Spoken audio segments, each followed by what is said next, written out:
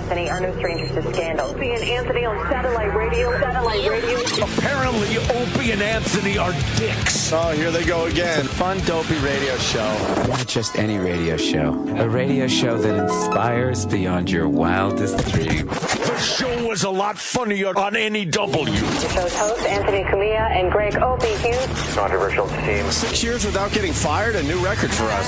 It's just astounding to me. I didn't want to say it's racist, but goddamn. This show will rock as best as we could possibly do this radio show. I'm going to go home and whack to a tranny later. There you go, all right? God, we just lost our demo, man. What's wrong with you? Is this the last straw for the raunchy radio duo? The Opie and Anthony Show, the most popular show in the history of satellite radio. But enough of this palaver. Let's get the show on the road. Good morning. Bloomberg, what is he saying this morning? Soup. Soup? Soup. You know the answer? Yeah. The answer is soup. What could possibly be the problem with soup? We were talking about it yesterday on Too this much very sodium? program, and yeah. You know what causes heart attacks? Not too much sodium, not the soup, being stuck in traffic every fucking night going home. How about you deal with that problem? Because I think people's blood pressure goes through the roof when they're sitting in bumper-to-bumper traffic day after day after day because the roads suck around Manhattan. Yelling and screaming. This is a perfect example, but then you got a politician, they take on soup instead of the highway system. Hot soup! You're kidding, right? I didn't even know. No, there's a thing, it's going to cost the taxpayers upwards of about $150,000 to start advertising that there's a lot of salt in soup. So he's going to have all these signs put up in the subways and everything of a soup can opened up with a geyser of salt coming out of it and saying how, the sodium content in soups are very high. I don't understand that we have to tell people that stuff is unhealthy. When did that start? We're in a nanny state. Yeah, but... We're in a nanny state. Is that it? Is that the geyser of soup? Did you get any special education growing up to learn that some of this stuff we eat is really bad for us? Or you just kind of figure it out yourself? Yeah, once you get older, you figure it out.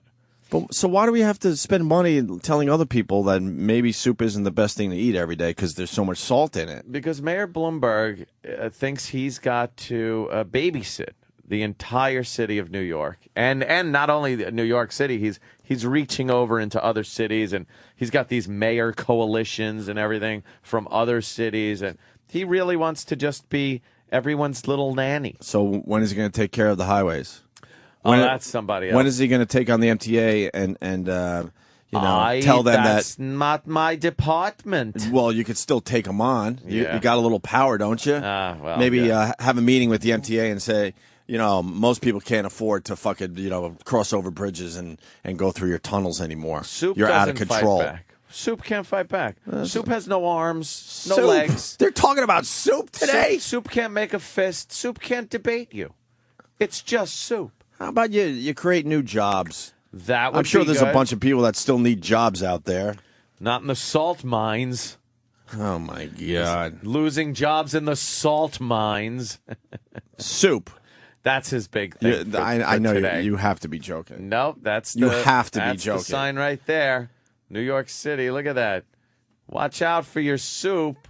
And they were giving Campbell Soup a bunch of shit. And I guess Campbell Soup is one of the leaders in trying to cut back on sodium. Right. I think a lot of it has to do with preserving. It keeps the soup fresh, right? Yeah, like all canned items have a lot of salt in them. As a preservative, and people like salt. It tastes so good. I think salt is good for you then, because it must preserve your organs after it goes in. Oh yeah, it's great. Just preserves coat those all organs. those organs with some salt.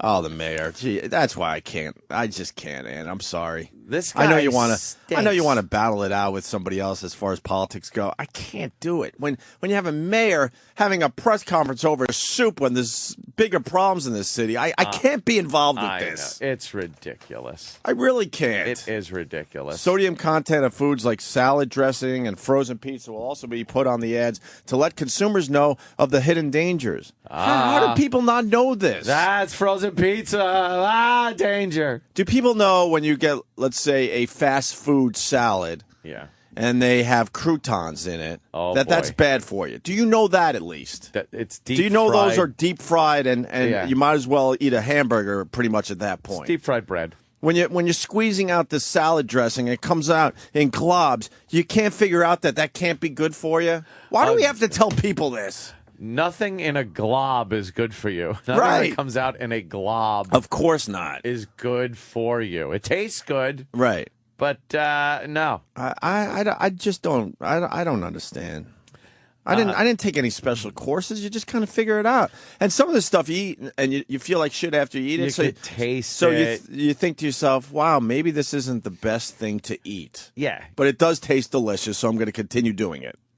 Oh, is that the cost of the $370,000 campaign will be shared between the city taxpayers and the federal government. And by the federal government, we're talking about federal taxpayers. Sure. Because that's where their money comes from. Sure. So, Look, there you go. Stress and the city. That's what we need to deal with. Not soup. New York City, #1 city for stress In what way? in the United States. It's just the most stressful place to live. In what way? They just say I stress. live here. They just say stress. I think it is the traffic, the soup. Oh well, it's probably It's crazy. the soup. It's all the about the soup. soup. Soup makes you so stressed out. Right. Whenever I'm sitting there eating a nice hot bowl of soup, don't you just go, ah! I can't take this soup. And how much soup do you have to eat for this to become an actual A problem? lot of soup. I could do a bowl of soup maybe once a year. I hate soup. I love soup. Do you like soup? But I don't eat a lot of it. I don't want soup every day. Sometimes I get miso soup when I'm Nice. getting sushi. Some miso. Or Chinese, I'll get a little wontons. I'll get a couple of wontons. A lobster bisque. Do you know It's lobster very bisque good. is bad for you? Of course, All it's right. cream. You don't need the mayor to tell you, right? No. And the miso soup, you could just taste the salt in It's that. very salty indeed. But it comes from the sea, I believe. And do There's people- seaweed in it. Do people consume way too much salt? Because when I consume way too much salt and I could feel my lips just getting puffy God. and dry and kind of like, you know what I mean? That feeling of like, oh. Look, you ever watch a show on people that are shipwrecked? Yes. How their lips look? Right. That's what it feels like if you have too much sodium. When I go to my dumb Islander games, which I haven't talked about lately because they suck a dick, they should just blow up that whole Coliseum and start over at this point. I'm going to do an expose video, I've decided, on the Islanders.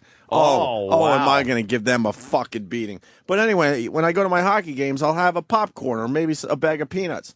And man, my lips, just like you described, I feel like I'm shipwrecked. They're swollen like I'm in Hollywood and I had to get duck lips. Duck And lips. guess what? I say to myself, I'm done with salt for a while. I think I had my sodium intake for a week. Right. Who keeps eating salt at that point? You know what? You have too much sodium also when you're done and like 2 hours later you lick your lips and you taste salt. Yes. it's like what the fuck, man? I had a lot of salt today. But our stupid mayor's getting involved with soup and salt. Don't the Oh, mayor, it's my not his job. God. He has taken on a position where he thinks it's his responsibility to really be everybody's nanny and babysitter and try to take care of and educate people.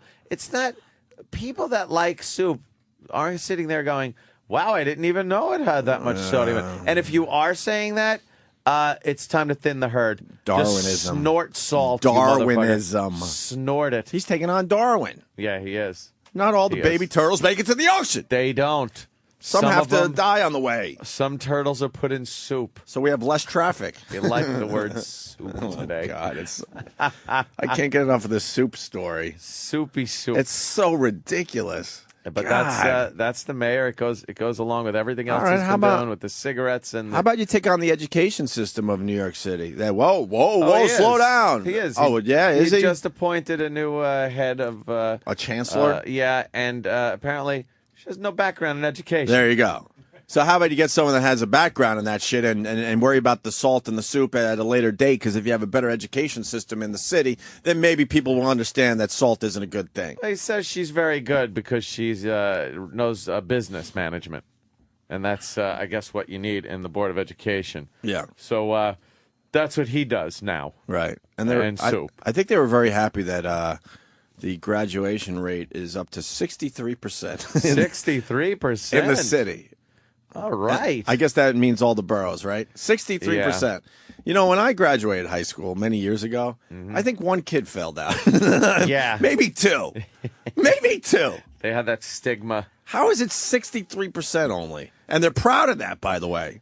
And you know how they solve it? That means 1 out of 3 is not graduating high school. No, they solve it by making the tests easier. Oh, I know. And they still back can't on get the things, numbers up. And they still can't do it. They just dumb down the curriculum. Right. And they call it problem solved. Mm-hmm. Look, the grades went up. Yeah, you're really teaching them moronic stuff. But he knows everything. He's the guy that, thank God now, if you get a good mayor in there, he can run for 3 terms, right? Isn't that true?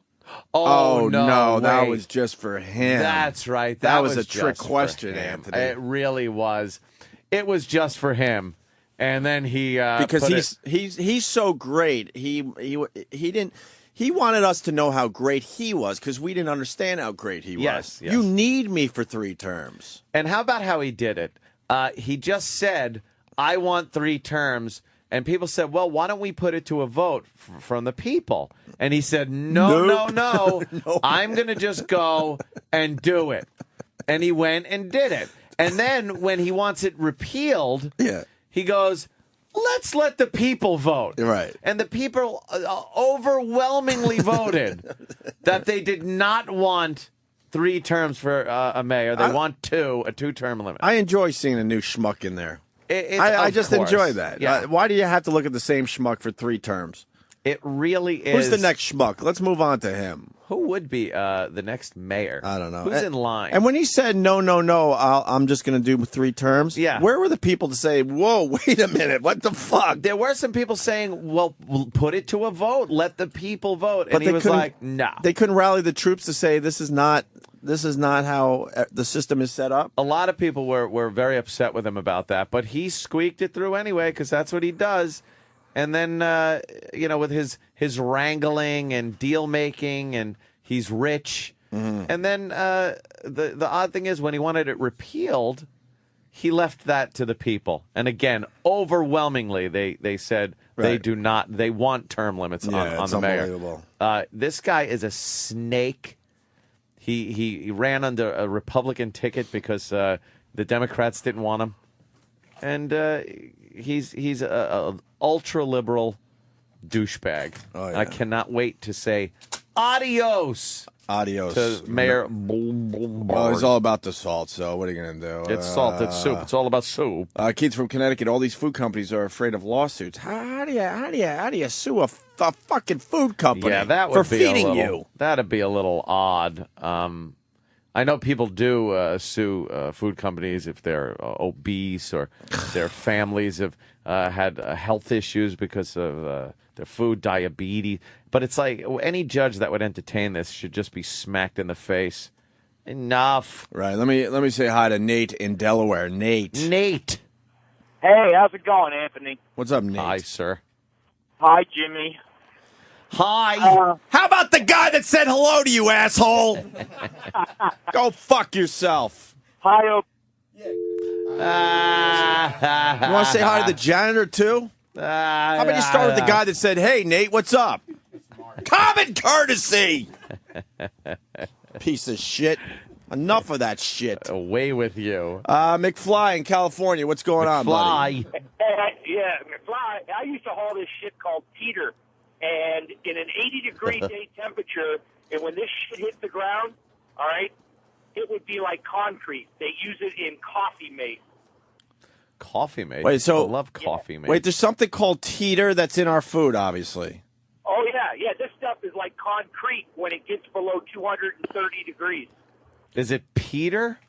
It's a teeter. Oh, teeter. Yeah. How do you spell that so we could all Google it? What the hell is T-E-A or T-E-T-E-R? Teeter? Really? Teeter. Is it something about a teat? And it's in Coffee Mate? No, it's non-dairy it's a product creamer? made from it's a product made from soybean oil. Oh, well, it's soybean oil. And is it in a lot of shit? Oh, coffee creamer, shit like that. If Bloomberg knew what kind of crap goes into stuff like that and Maruchan noodles. What's a Maruchan noodle? Do you know it? I have no idea what foods this man is talking about. I don't know your strange foods. Come on. Get a life. I don't know of your odd foods. I don't have to eat. He got a personal chef. Yes. I don't eat teeter. All right, guys. Hey, I'm punching out later. All right. Is it the pink goo that's in the Chicken McNuggets that we learned about a couple weeks back? Oh, God, the pink goo. Is that the teeter? Even on a more local level, all these, the coffee cart truck things, the little one-man stainless steel phone booths that some savage stands in and hands out bagels and rolls in. Sure. As I'm driving to work in the morning, I see these guys setting up. Mm-hmm. They take their trailer, which is that little phone boothy thing. Right. It's hooked up to their truck. Sorry. They then like unhitch it, pull it over to where they got to pull it. Right. And with their bare hands, they're strong guy.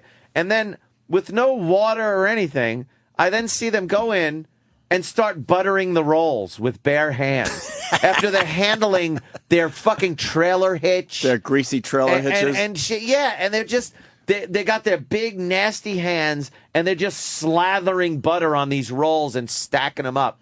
Like who would eat that? I don't know. Disgusting. A lot of those guys pull their own coffee trucks or carts or whatever. Yeah. On the east side, there's like a garage. Oh, I love that when they're walking down the street, taking up an entire lane. Yeah. Walking. It's like, where am I, Saigon? They got to walk to their post. Yeah. With their coffee carts. Their dumb coffee You can't even cart. call it a cart because these things are very, very large. Yeah. But they have to pull them and they're stopping traffic. Oh, it is. It's like some fucking third world country. Sometimes to go home, I cut right across Manhattan and I end up in that area where they store those things overnight. Yeah.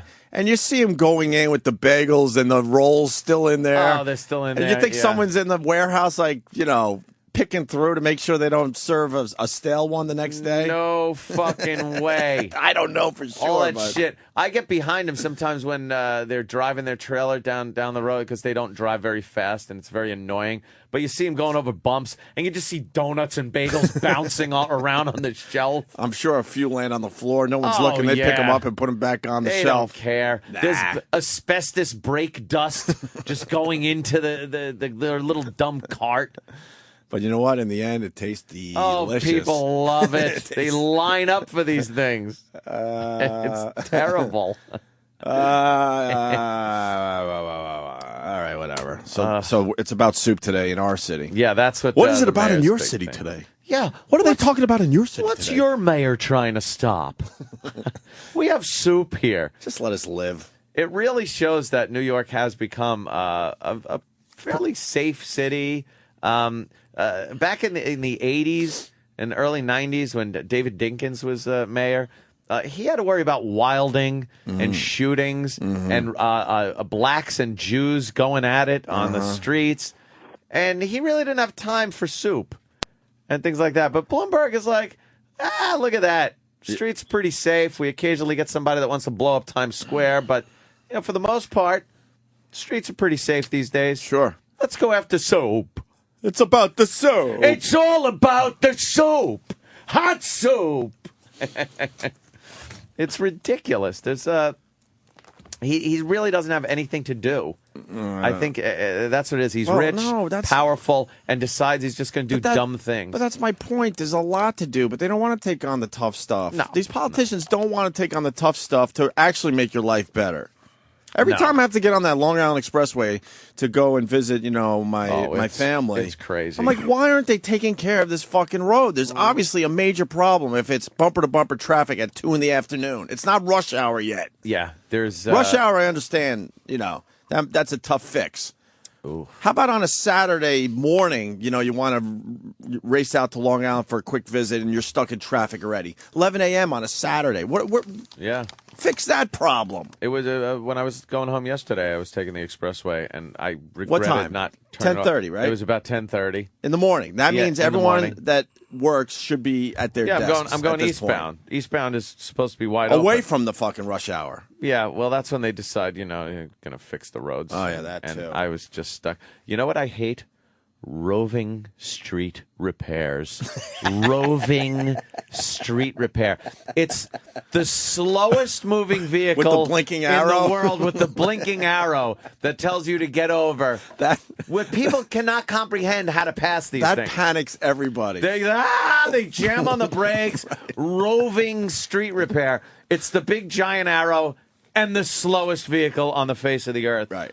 And people just don't know to get over. They get behind it, or they get in the middle lane and won't pass it. Yeah. What do they think? That thing's a blinker? That it's changing lanes? No, get past the fucking thing. I bet you they think that. It's coming into our lane, Murray. At any moment, it's going to make a lane change. Yeah, it's making lanes change with its giant arrow blinker. It's so infuriating. I'm not a fan of lane closures. Lane closures. Where they close the lane for about 2 to 3 miles before the actual construction area. Yeah. I'm all for close it right at the construction. Just a wall right there. Yeah. Box them into the lane. Just confuse the hell out of them. Wait, my lane is just ending. That's all. Do you know we hit one time? Me and Kenny we were driving to DC and we hit. It was like 1 a.m. An hour. Oh. We were probably a quarter mile behind cops that were driving slow. Yeah. And slowing the traffic down. Yeah. Oh, I guess to let the trucks. It was like exit 7 to 7A on the turnpike. It was the most enraging traffic I've ever hit because they were building a bridge. Mm-hmm. So they had to slow down traffic a mile or 3 miles before. It's and it really mixes up the lanes and the cars, because then when the closure, let's say the left lane is closed, right?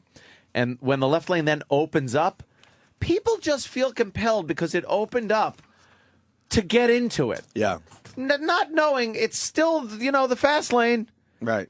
Don't get in the fucking thing unless you're going to go fast. Right. So they just get in it and drive under the speed limit. You're like, can you get out of my way? Unbelievable. Yeah.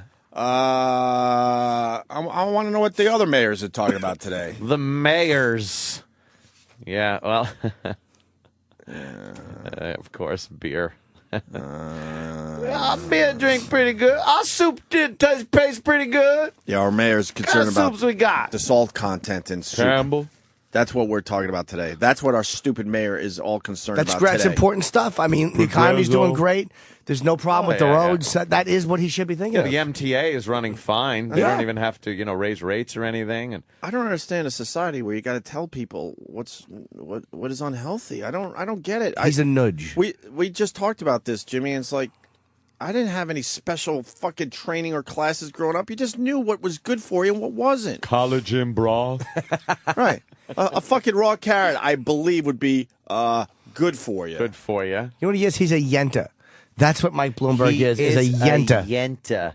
He just wants to be involved in every facet of every citizen's life. But nothing For that you dumb care stuff, about. though. Yeah, No, thank no. you. Yes. Nothing you care Calorie about. counts was a good move. That informs the public. But how about you stop turning New York into a fucking... It's not an outdoor park. It's a city of commerce. Yes, people work here. Damn it. I agree with you now, Jimmy. At first I didn't, but with the calorie counts, and I look at these menus, I'm like, I had no fucking idea. I'm learning a little bit here and there. That helps people make smarter decisions, and I'm fine with that. Right. Because they say shit like low fat, and you see, hey, low fat muffins, and we're not dietitians. It's like you just think you're doing good for yourself, and you're not. It's bullshit. Yeah, language. Well, it's trickery because, a low-fat muffin is still really not necessarily good for you. Because a regular one is really, A regular muffin fat. could be up to, 1,000 calories. Yeah. A low-fat muffin is 700. So, It's still a lot. Think about it. I just made up those numbers, but it's probably pretty close to that. It's low fat in comparison with the regular. It's all these trick words they used because they just want you to buy stuff. Yeah. When these fast food restaurants started making salads because they knew people were more aware and they're going to eat healthy, they fucking made the salad taste good by adding a lot of shit to it. A lot of shit to it, which makes it almost as bad as the burger. Of course. In some cases worse. And it's just a ploy to get people into the place. Because you could be like, I think I'm going to have a salad at McDonald's. And you get in there and you look at that board and go, let me get a cheeseburger too. Or you're right. Or you go, you know what? I'm going to have a salad because I'm trying to eat better. And then you think to yourself, well, I'm having a salad. That's pretty damn healthy. I think I'm just going to have a side order of fries. I got some fries with the salad. It's because I'm not eating a Big Mac here. Right.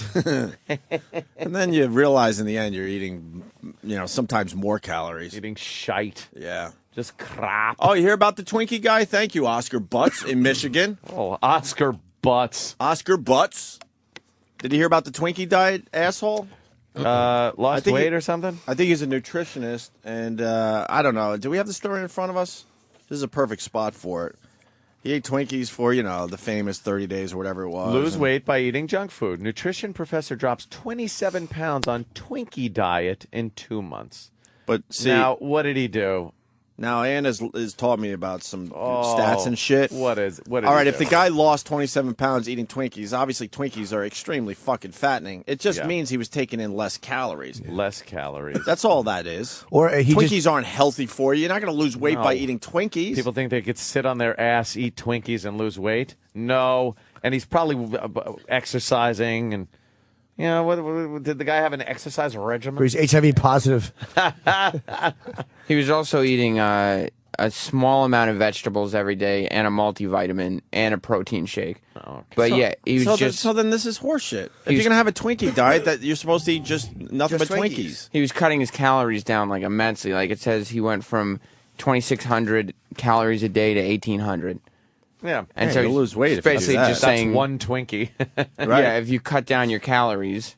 Yeah, no matter what you eat, if you cut down the calories, Sure. you'll lose weight. That's basic math. Right. Jesus. People see this and Twinkies. Yeah. And they'll just do it wrong. Yeah, good luck with that. You think you're going to lose weight eating Twinkies? I got a bridge I could sell you, Bubby. Oh, God. Helen. Love Helen. Helen rules. I hate the name. Did you see Conan's debut, Helen? I saw part of it. I don't understand the whole bit. He looks like a mountain person. I was like, who is this? Grizzly Schmizzly? Get out of here, you.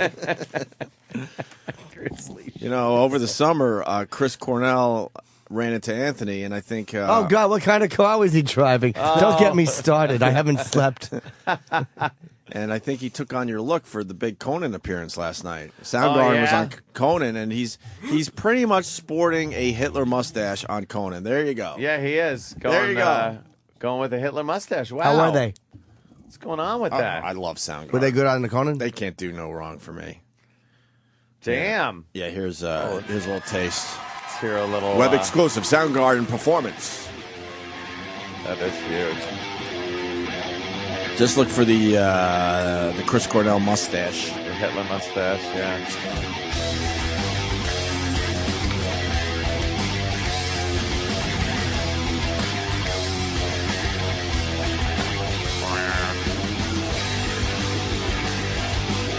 Sing, Chris.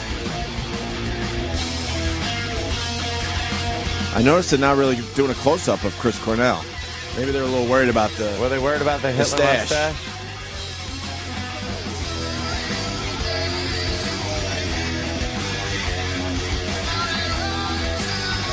Turn up those vocals, somebody at Conan. Yeah, really. There they go.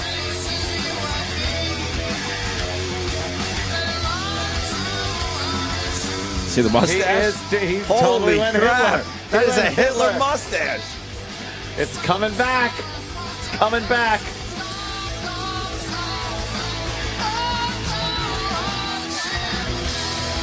There you go. Yeah, they're not doing a lot of close-ups on him like you would normally on a lead singer. Because I think they're a little worried about his look that he chose for the Conan show. A Hitler mustache. Isn't it? I've been thinning mine down. I noticed that. It's you almost have a pencil-thin mustache. Yes. I'm going with the oldie-time Hollywood guy. Douglas Fairbanks? Look. Yes, Douglas Fairbanks.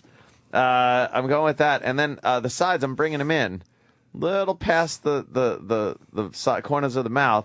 Eventually, I'll just have the same thing Michael Jordan has the Hitler mustache. The Jordan mustache yes. so creepy. Bringing it back. Yeah. We're all bringing it back. Hey, the other thing really fast. So, did someone launch a missile in California? That's a missile. That's They're a trying to tell us mystery. now it's a plane or something? Well, you believe the government telling you it's an airplane. I know it's a missile. I was a Navy SEAL, a former governor, a fighter.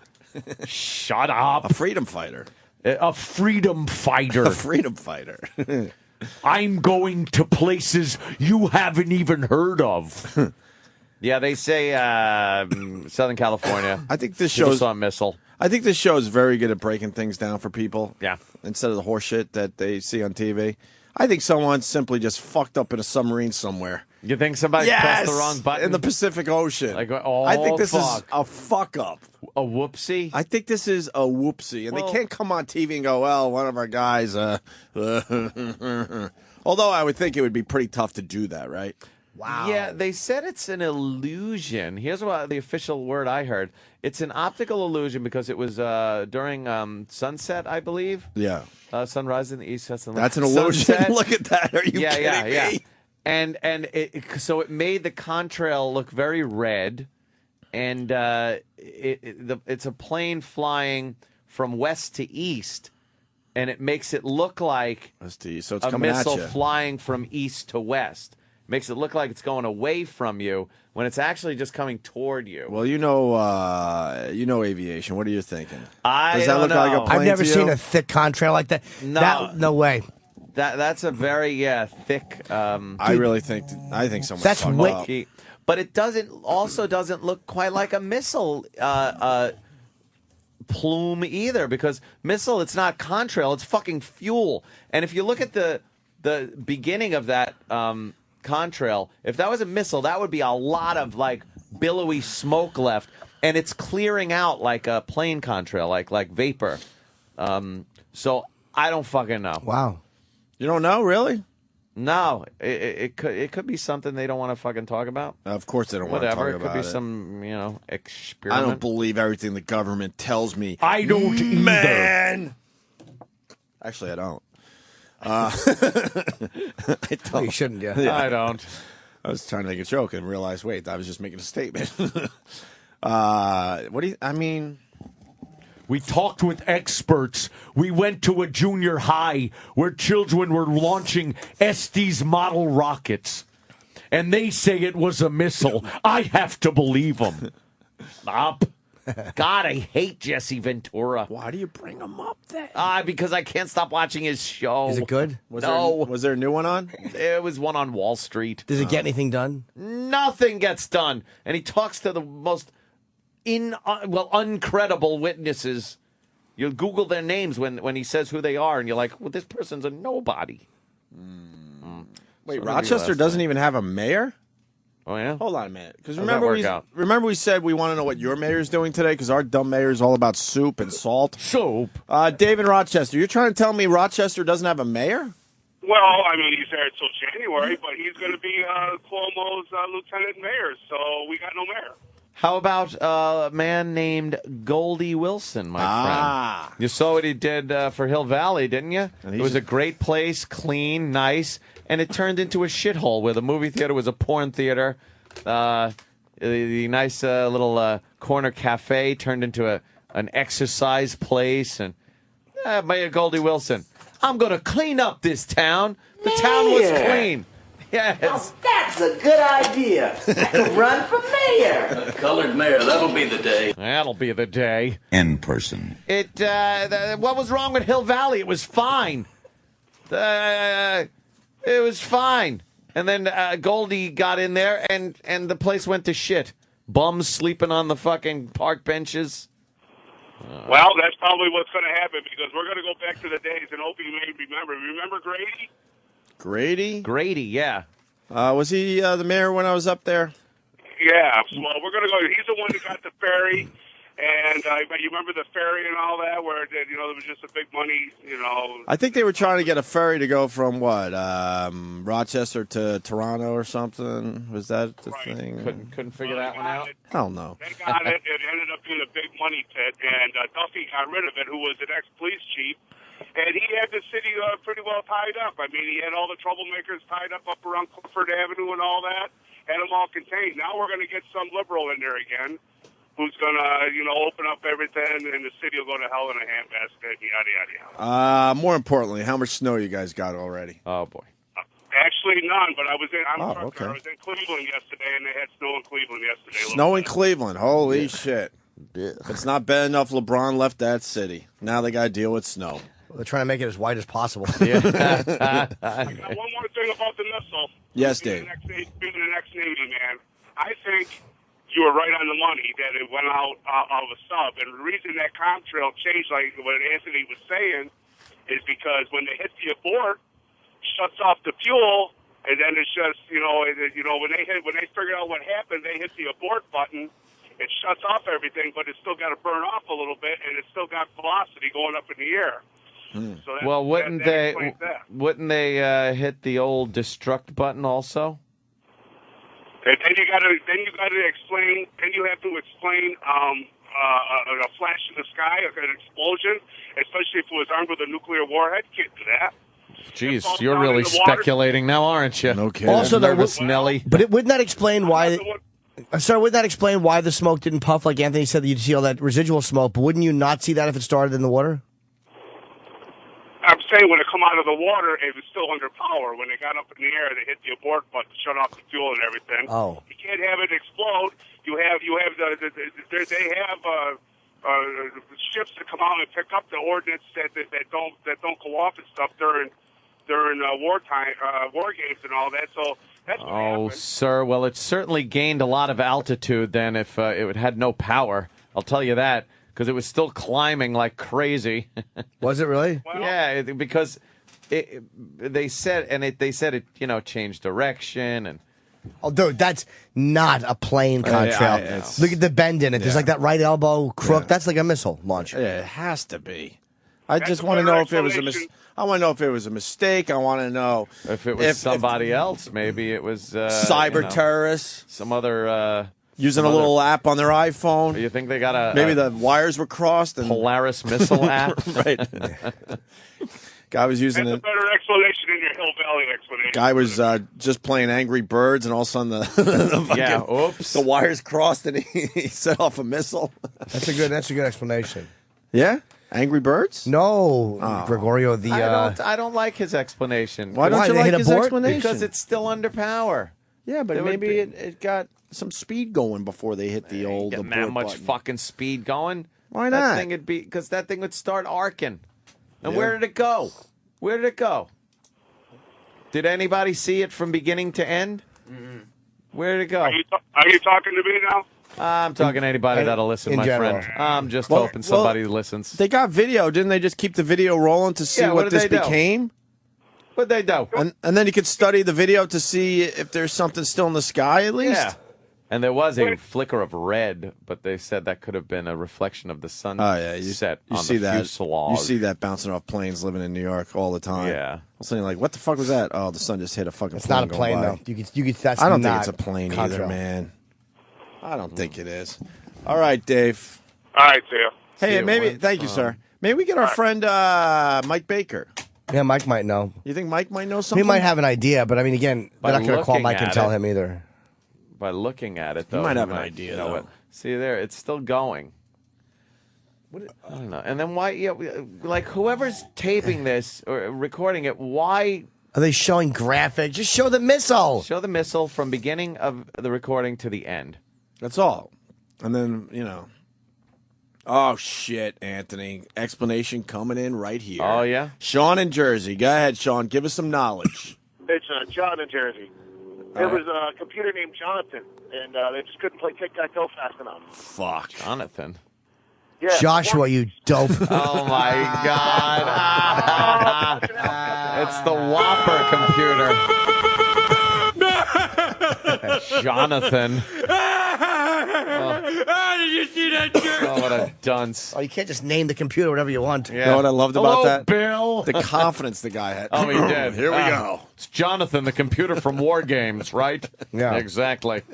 And this guy basically saying it's a Tomahawk missile. He knows. Oh. So why isn't he on CNN? Hey, Dave, if you know that's what it is, get your ass on CNN. I'm not an expert, but I mean, I've seen those. Plays one on the radio Colin show. I'm not an expert. I'm not an aeronautical engineer. I'll be honest with you, Dave. Hold on. You're just as qualified as half these idiots that do claim to be experts And on us. TV, So- and us as well. Right. No, if you look at video, these missiles, these Tomahawks going off, they launch vertical, then they bend horizontal and go down for an up-the-earth flight, and that's what that looks like. Oh, yeah? Yeah, I thought Ant would know a Does little it? more than he does on this one. No, I can't. You know why? It's one of those that they're not giving me enough info. Right. They show the thing in mid-flight, and they don't show where it ends. Because the news got bored and said, we don't need to show you any more of this. I want to see the whole fucking thing. We got a cute kitten in a tree somewhere we got to go to next. Does it just fly over the guy's head, and you see it go toward the horizon? He should have recorded this thing for the entire time. Of course. Does it go straight up into the atmosphere? Wants to ask Ant how difficult he thinks it is to fire off a missile. I would think it's pretty difficult. I would think so too. I think there's a lot of steps. I don't think the cook can turn the stove on and then go, oh, he's in the galley, and inadvertently hits the switch. So, this guy thinks it's a North Korean missile. Oh boy, Alan. North Korea is off Catalina. Alan. Where? Yeah. Hey, it was what up? close to the shore. What was it, about 30, 40 miles out, something Yeah, like that? you think it was North Korea? Yeah, huh? they snuck their good submarine in there, and You can't sneak a submarine. Yeah, they're That sneaking a close. submarine right off Los Angeles. You might be able they to. got that far, but their missile just didn't do any good. You know what I mean? You might be able to get 1,000 miles off the coast, a couple hundred miles off the coast. You're not going to sneak a North Korean fucking sub right North off the Korea shore. isn't firing a missile at California. No, and North Korea couldn't take a sub from What, sir? North Korea to the California coast. You just keep talking. Just keep plowing over everything. Oh, I hope you eat too much soup. And your lips get puffy. Your lips get all puffy and salty. What an idiot. All right, why don't we take our first break? It's getting out of control. Where's that snow they're showing on the news? Oh. Where's that? That's a lot of fucking snow. Yeah, it's some kind of rain. What do we got? Rain?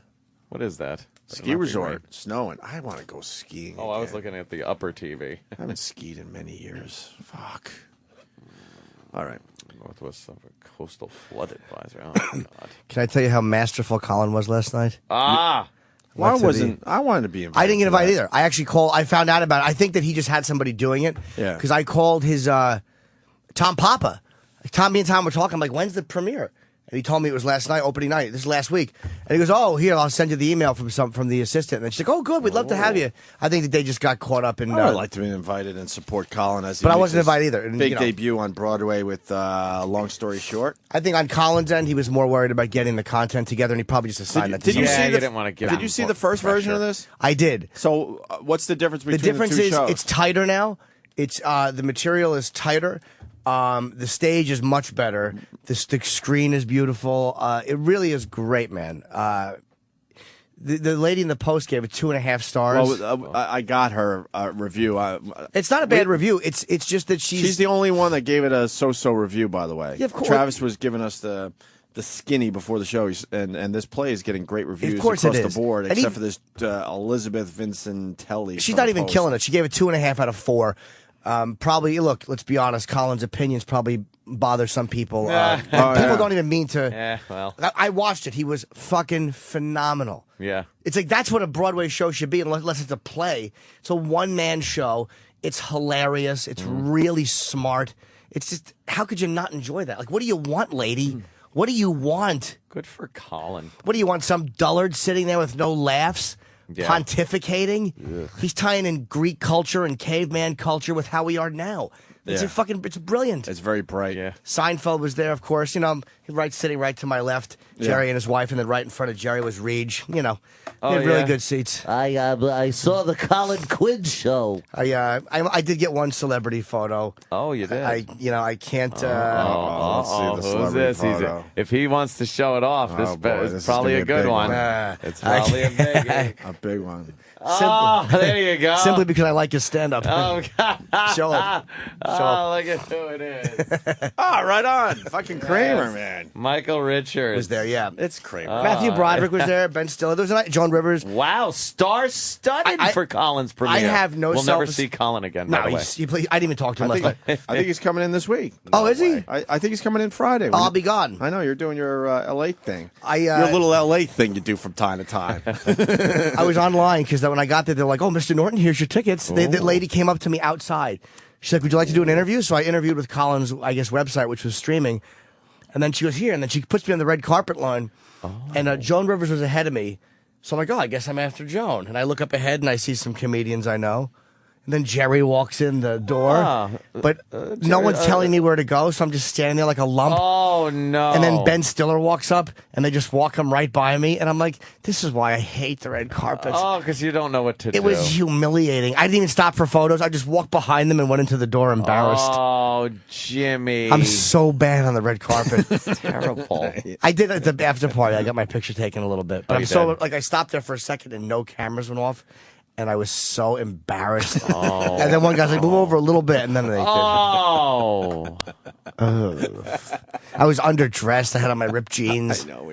I wasn't thinking that it was Broadway. No, it's a premiere. I want to It's see a my big friend. night Why out. don't we belong in that world? It's just there's no way we fit in that world. I just wasn't thinking. It's like I know it's a Broadway premiere. I should have dressed. Yeah.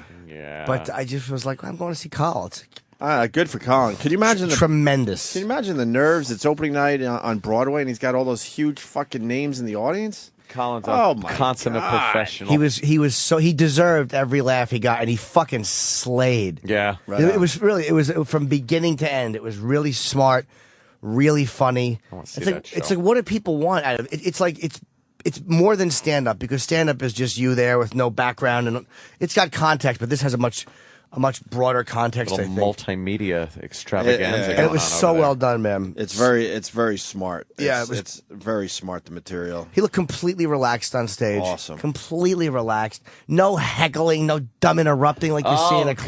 God, that's right. No one's gonna heckle on a Broadway stage. It looked like Regis was loving it too. What do you mean no one's going to heckle on a Broadway stage? One of our most famous bits Oh, happened on a Broadway yeah. stage. Well,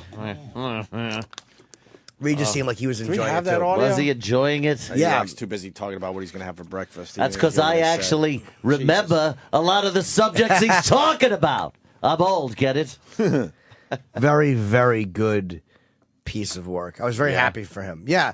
If anybody deserves it, it's Colin. Oh yeah, he's been in the trenches for a long time. Good for He lost a Colin. lot of weight. I was so annoyed at my fat stomach looking at him all thin on Broadway. AIDS? We'll get a Broadway So you got- show, and then you'll be svelte. I have an idea. One man show. No, I'm gonna call it a short story long and tell the whole thing in 200 minutes or something. I don't know. I got just working on that. But I didn't like it. I didn't understand. It was stupid because I kept trying to heckle and stuff. Oh, you want to be like part of the show? Yeah, he said Greeks. I was like, oh, we know what they do. Ah, what do they do? You know, stick it in their butts and stuff. I was just trying to get him going. Yeah. Get him on another idea track. Yeah. Instead of what he's talking about. But he wasn't talking about thought he was going to talk about Lindsay Lohan and tits. But so I didn't think it was good. Oh yeah. Stupid. Stupid. What do you mean Greeks? They're all dead. I said talk about someone who's alive. Then my friend was cracking up. It must be nice to be able to take a pause, like a pause, and not have to worry that someone's going to yell something out. No, it was not even one cell phone went off. I was surprised that there was no announcement. Yeah. I guess opening night, everybody there knows. I think Broadway people just know what to do. Know how to, Sometimes, unless they're out of towners Yeah. that were given complimentary tickets.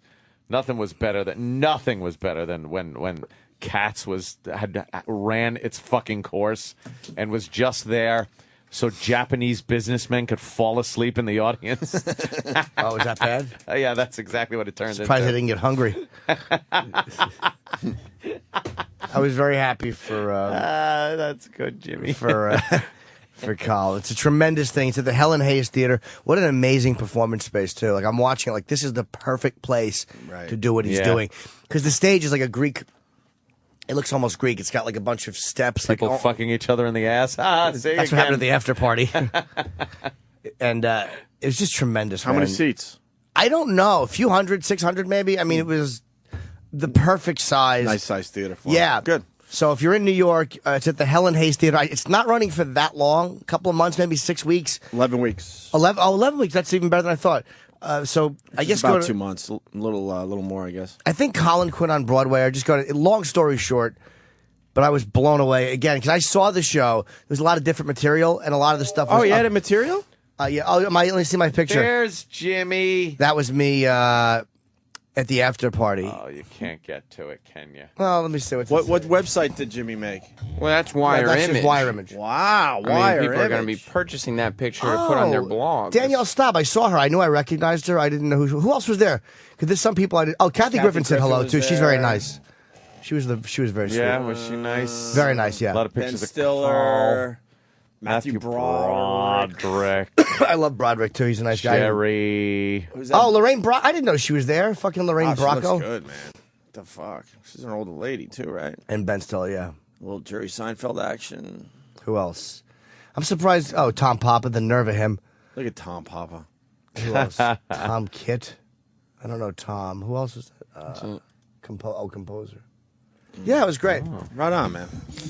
We'll have Colin in later this week to talk about the big. Colin is debut a on Broadway. bum, Yes, a bum on Broadway though, but a real victory. Yeah. And I'm glad. I know Variety wrote it up nice. It got some great reviews. it got written up in Variety. I know you guys beat the shit out of each other, and it's the thing you do, but I'm happy for him. Oh, so am I. Because I remember like 5-6 years ago, he would come into our show at the other studio so frustrated. Remember, he would tell us he has all these ideas and he needs someone to organize his ideas. He's got hundreds and hundreds of hours of stuff that he's written. Yeah. And he was just so frustrated because he knew he had something, but he just needed someone to help him out a little bit. And now, fast forward a few years, he's on Broadway with it. A lot of things on Broadway, I think, that are supposed to be funny are tongue-in-cheek or they're over the top. I don't think that's the answer. Shut up. It's fucking drivel. Like, this is really smart. It's not oversold. It was so great to watch a stand-up. But again, this would be hard to do in a club like this because there was so much more to it than just Trying to hold people's attention when they're drinking and ordering food and Right. Paying their bills. yeah, Can you paying the imagine? fucking Jesus. But this dumb lady, Elizabeth, said it was just stand-up, but it was more than stand-up because I've seen the stuff that was stand-up in it, and I know what the difference is. And it was There's definitely a difference. It incorporated a bigger picture, and it made sense, and it was really well done. And it was hilarious, fucking what does she destroyed. know? All right, why don't we take a break? Very good. All righty. We got someone from the Navy that wants to explain the missile. Hopefully he can stay through the break. Hope it's the guy from the Village People. You can sail the 7 seas in the Navy. We all drop to our knees in the Navy. You could catch a communicable disease in the Navy. And we got Cain Velasquez.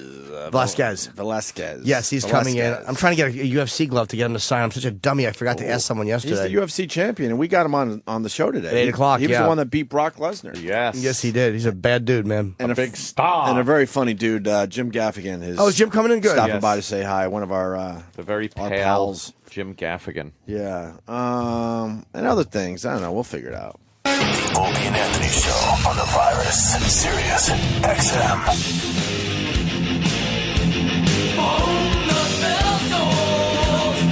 Yeah.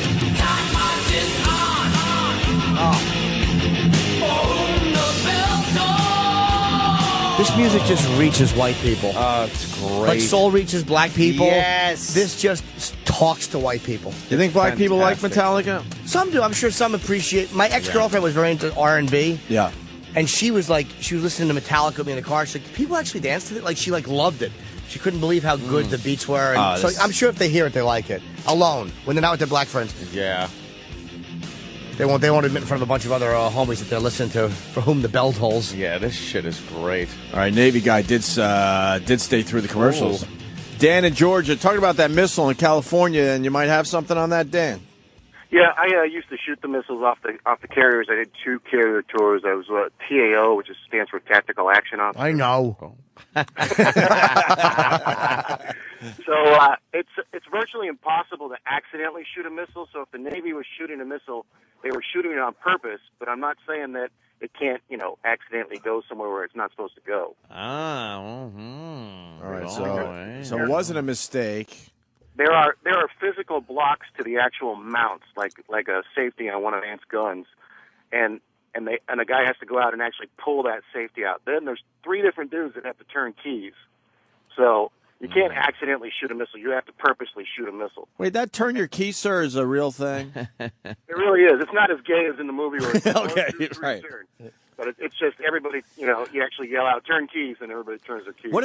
Honestly, though, what if someone does it? Will they shoot you? What's that? What happens if someone doesn't turn the key? Will they shoot you or just go move and put someone else there? Yeah, they just go, get out of the way.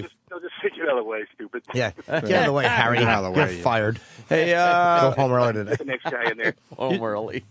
Dan, I'm sure you saw the video. What do you think? Is it a missile? Is it a plane? What's your thought?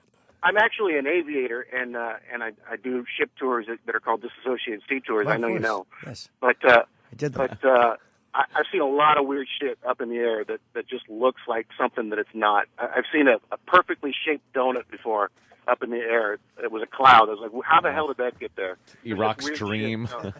Giant donut in the sky. So I'm pretty sure it was an airplane that just looked freaking weird. Okay. Yeah, see? Look at that.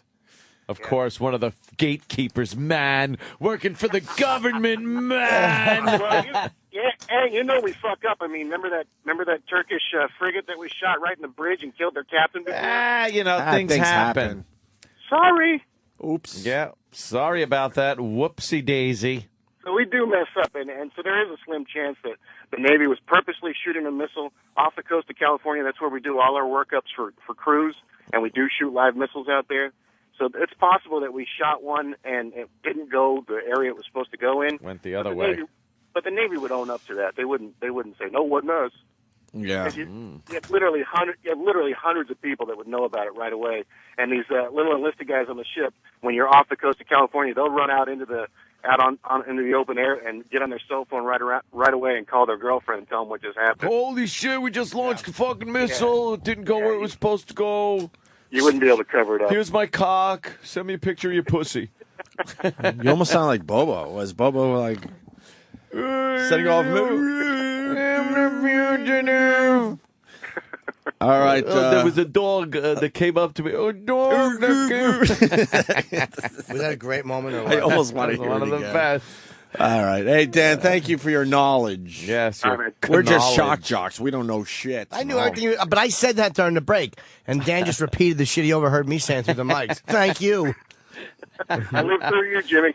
Smart Me and you were Jimmy. talking about duties during the break. Yeah, but we were just saying what we enjoy eating when no one's looking. Why? I'm fucking 42. Why would that be my joke? We ate duty. I suck. Because it's funny. Hey, got you to the red carpet last night. It's certain. Well, yeah. As I ran, you should have seen the low self-esteem kid fucking running. Dude, I hate red carpets. Hate them. Yeah. I get so humiliated and embarrassed. Like, I don't think my publicist is very good. Amy's very good. Like, she'll go, hey, that's so-and-so, that's so-and-so. And she'll get me to talk to them. Whether or not they use it is up to them. Yeah. But at least she gets me to talk to them. But when it's just the event publicist and I'm there, forget it, right? Oh, dude. It's my nightmare. It's like waking up on stage realizing this is a dream. You're a fraud. Oh, God, you're a fraud. Oh, Norton. Hey, Sam, did we find the bedbug song? No, I mean... What? Fuck, I wanted to play that so bad today. I can go real quick, burn the song that they did play if you are really in the mood for a Scott and Todd parody song. It wasn't the bedbug song yesterday. What was yesterday's? The Facebook song.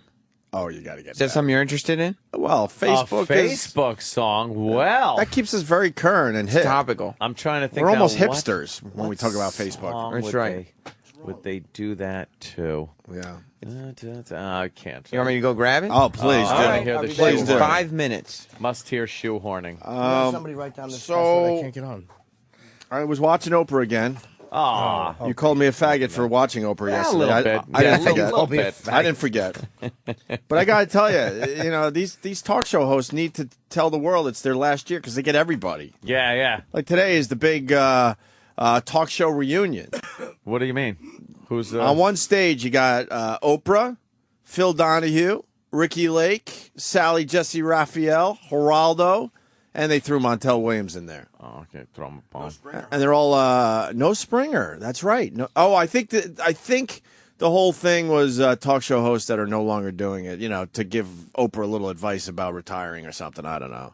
And they all drink a little champagne at the end of the hour. But yesterday, Oprah had fucking George Bush on, and I got to tell you something, man. I was never a Bush fan at all, and mostly because of his personality. I'm not a politics guy for the most part, but I always thought he was just as stiff in office. On Oprah, he came across so fucking likable, and I'm thinking to myself, where was this guy when he was in the White House? Yeah. And I'm not talking policies, please. I'm just saying, as a human being, he came across very likable on Oprah. As the thing about those guys is they're so. Any one of those guys could win you over.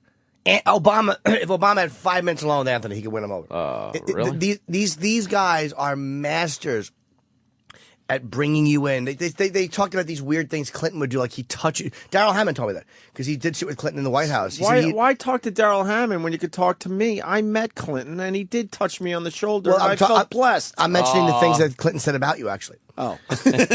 I'll touch that boy. He ran up into the apple tree. No, but you're right. Clinton just has a way about him. He invades your space. They all know how to just their whole job is to win you over. And I'm not saying they're being insincere. They're just those type A people, right? Who can just fucking dominate you by talking. Oh, I certainly was suspicious by the whole thing because obviously he wants to sell some books. But he wasn't likable in the White House. Is what it is. But he won the elections. To get elected, he was. Yeah.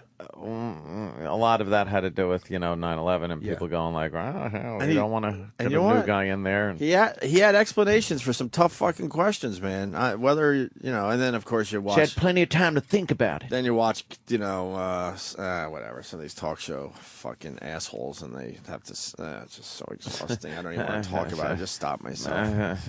It's exhausting. I do like Bush though as a guy. Like if I had to interview any ex-president, it would probably be him.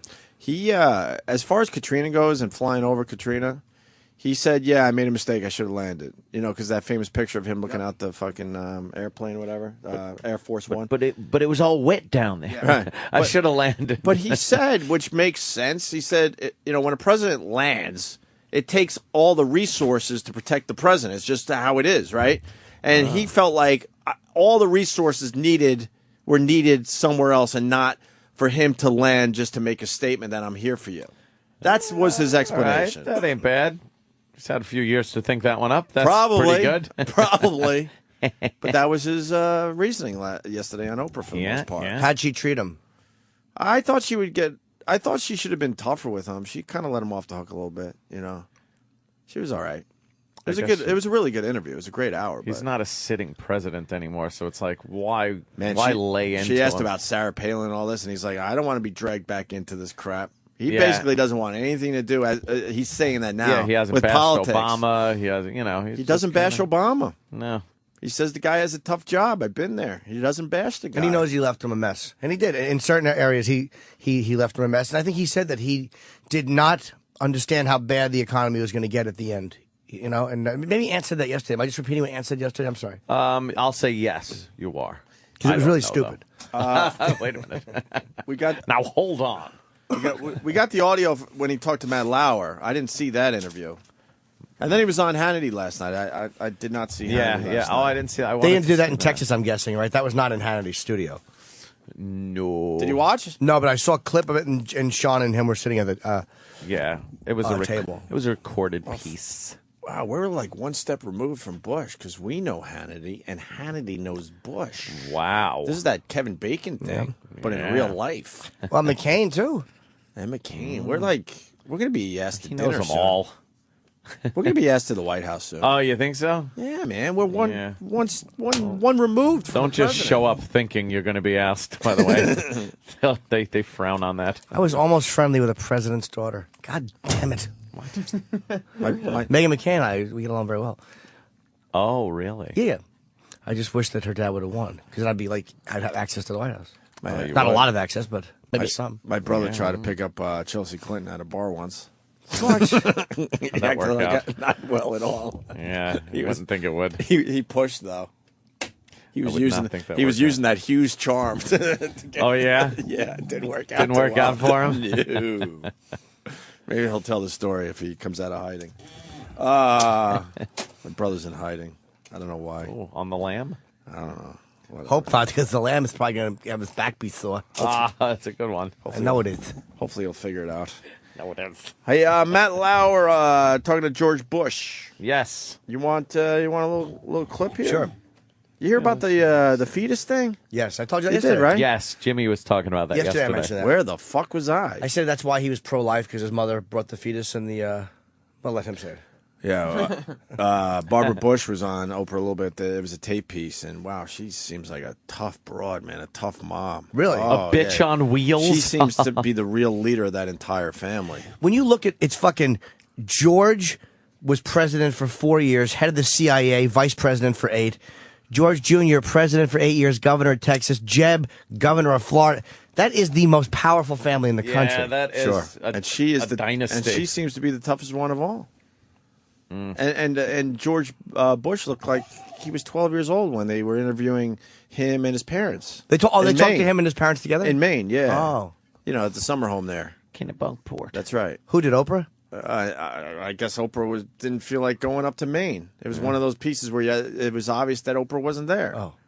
Why wouldn't you go to Maine and fucking hang out with them? There must be a for your reason. TV show. She is Oprah, though. She's met them all, and who knows? Maybe she had to take a dump. She just brought it. she sent the B team. Get some video for the big interview that was on Oprah yesterday. I want to get Barbara Bush. I have not. Maybe we could get that from Little Oprah Babs. yesterday. Yeah, because Demeaning her son. well, I mean, her son was They showed that in the movie W. Yeah. That the mother was very overbearing and really nasty. Wow, really? Yeah. And Bush looks like, I don't know. He gives me the impression that he never wanted to be president, and he's so happy he's not Just there like, anymore. he's got to be. That's my pleased dumb, as stupid thought. But he isn't president. I was looking at him yesterday going, this guy I don't think ever wanted that. Maybe he felt the pressure of his mom and his father and all that crap. You got Who to wonder knows? how many presidents loved the campaigning, the competitiveness of it, and then winning, and then was just like, oh, fuck, now I'm the president, and now I have to, go to work and do things and be responsible for the country. Yeah. It's like, fuck that, man. But Yeah. they like the competition of the campaigning and getting the gig. I think Obama, I think that had a lot to do with Obama. He loved that whole thing, and then he got in, and it's like, oh, shit, now what? He looks like a much different person, too, doesn't he? Oh, my Obama? God. You see, they showed a picture. I'm not even while he talking was about the gray campaigning. and all that. I'm just talking in his eyes. He just looks like a different person now. Yeah. Oh, here it is. Ooh, Bush family summer home. On Oprah. Oprah.com, by the way. George and George Sr. in a boat. Summer day in Kennebunkport, Maine. You're likely to find the two presidents here on the water. You can see the Secret Service boat behind Probably him. a submarine. We always spend time, quality time with me and my brothers and my sister. This is where 5 generations of the Bush family have spent their summers at the 108-year-old estate known as Walker's Point. Back in 1902, Mr. Walker, my grandfather, my namesake, built this house, and we love it. There's a 9-bedroom main house. Damn. A cluster of smaller guest Kramer cottages. burnt it down with a cigar. Tennis court and a pool. The grandfather All from the the cousins Waltons. come. Truthfully, there are hundreds of them. She looks And exactly the it's a same. wonderful Really, really family creepy. place. It's a beautiful place. And it's where you find peace. Yep. Growing up with mother and dad Yeah. was an interesting experience. Sure. I adored my father, And my mother, I adored her too, but she tended to be the enforcer. And I tended to test her. I was a lively lad. And I inherited a lot of her feistiness. When I was campaigning for governor, I would tell people of Texas I had my daddy's eyes in my mother's mouth. You should be so lucky. See what I'm talking about? We did have some wonderful battles, but he never let us down. I mean, he was a very sweet son. It's only happened twice in history that a father and son have served as president, and it's made for a rare bond between 41 and 43. On the day of George W.'s first inauguration, he and his father met in the Oval Office. It was a powerful moment. We didn't say much to each other. No. He said, Mr. President. I said, welcome, Mr. President. Very emotional and wonderful, rewarding. It's about pride and a guy that set out to do something and did it. It's wonderful. When it comes to criticism of either presidency, the Bush family closes ranks. When you're in it yourself, you get used to it, to some degree used to it. But it's much more difficult to hear when somebody attacks your son. Ours is not a political affiliation. You know, ours is an affiliation based upon pure love. And so when you see somebody you love get hammered in the press, it is a painful experience. When you yourself get hammered in the press, it really means nothing. That's just part of the job. Unfairly. Well, I appreciate you saying that, Mom.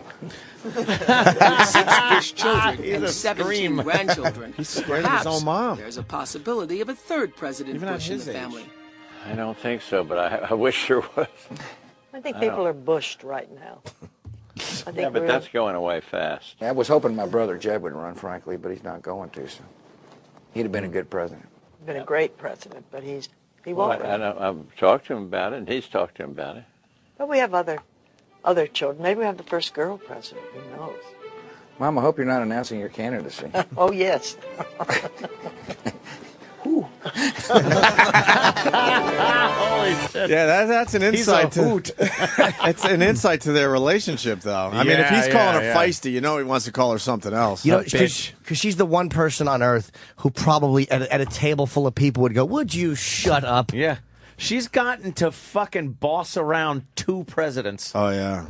She's the most connected broad alive. I love how you think Hillary's the most powerful woman. No. That woman is connected. And at what age did she stop aging? I mean, all those old jokes about Barbara Bush, but she hasn't aged since then. At all. She got old at a very early age, and now it just looks exactly the same. Yeah. And It's really strange. They look very accessible, even though they're not. They're surrounded constantly by armed protection. Oh, yeah. But they look like people that you could meet. Right. They really do look accessible. Normal folk. Because you're seeing them with a parent and son. You normally don't see that with presidents. Yeah. The other thing about George Bush, he looks a lot younger since he left office. He looks like relaxed. Doesn't he? Yeah. Do you guys want to hear this clip about the fetus thing that Jimmy brought up yesterday? One of them is a poignant story. What years was the father president? Was it 88 to 92, right? Wait, say that again. 88 to 92 would be... George was 41, George Sr. Yeah, wow. that'd be about right. He hasn't been president for 18 years? Yeah. And how old is he? He's ancient. He's in his 80s, I think. He's easily in his 80s. 85, maybe? Maybe, yeah. He is really old. yeah. But he doesn't look really old. Those guys all last in their 80s because they have great health care and they get checked up constantly. That is true. Yeah. They're constantly being pawed over by doctors. Yes. Unless, of course, they comb their hair with a fucking, fucking Oswald. Yes. Couldn't think of a way to say that. With an Oswald. With an Oswald. Comb your hair with an Oswald. He's 86. 86. And Barbara Bush is what, 101? Yeah, she built that house, actually. Yeah. She was 30. One of them is a poignant story you tell about your mom having a miscarriage when you were just a teenager. Yeah. And you were the one who drove her to the hospital, and you write, quote, "I never expected to see the remains of the fetus, which she had saved in a jar to bring to the hospital. There was a human life, a little brother or sister. You and she had never talked publicly about this story until she gave you permission to write about it in this book." And that's why you're asking me, because had my mother said, "Son, I don't want you talking about it," it wouldn't have been in the book. I put the story in the book as a part of the tale. I thought it was very important for people to understand my relationship with my mom. What'd you learn about her through that experience? One, she trusted me. And when you're a teenage kid, you know, you're kind of self-absorbed person, and your mom says, I trust you. It's a boost in confidence. And my mom is what I learned was she's a straightforward person. Right. She says to her teenage kid, here's a fetus. It's also, though, impossible not to draw parallels between that moment where you said this was a little brother or sister and your views on life and true. when it begins. No question that affected me, my philosophy that we should respect life. And I was a pro-life president, but the purpose of the story really wasn't to try to show the evolution of a pro-life point of view. It's really to show how my mom and I developed a relationship. Yeah, he doesn't want to discuss politics at all anymore, man. They developed a relationship by cleaning her shoes off. Oh, wow. Jimmy just walks away shaking his head. You notice how Matt Lauer is trying to make that political? And he's like, look, it's just a story about me and my mom. Matt's a good interviewer, though, man. I'm done with that shit. I think he does a good job, like, with really powerful people. Like, he didn't take any shit from Tom Cruise. He's good with Obama. I think he's good with Bush, too. I thought he was being glib with Tom Cruise, to tell you the truth.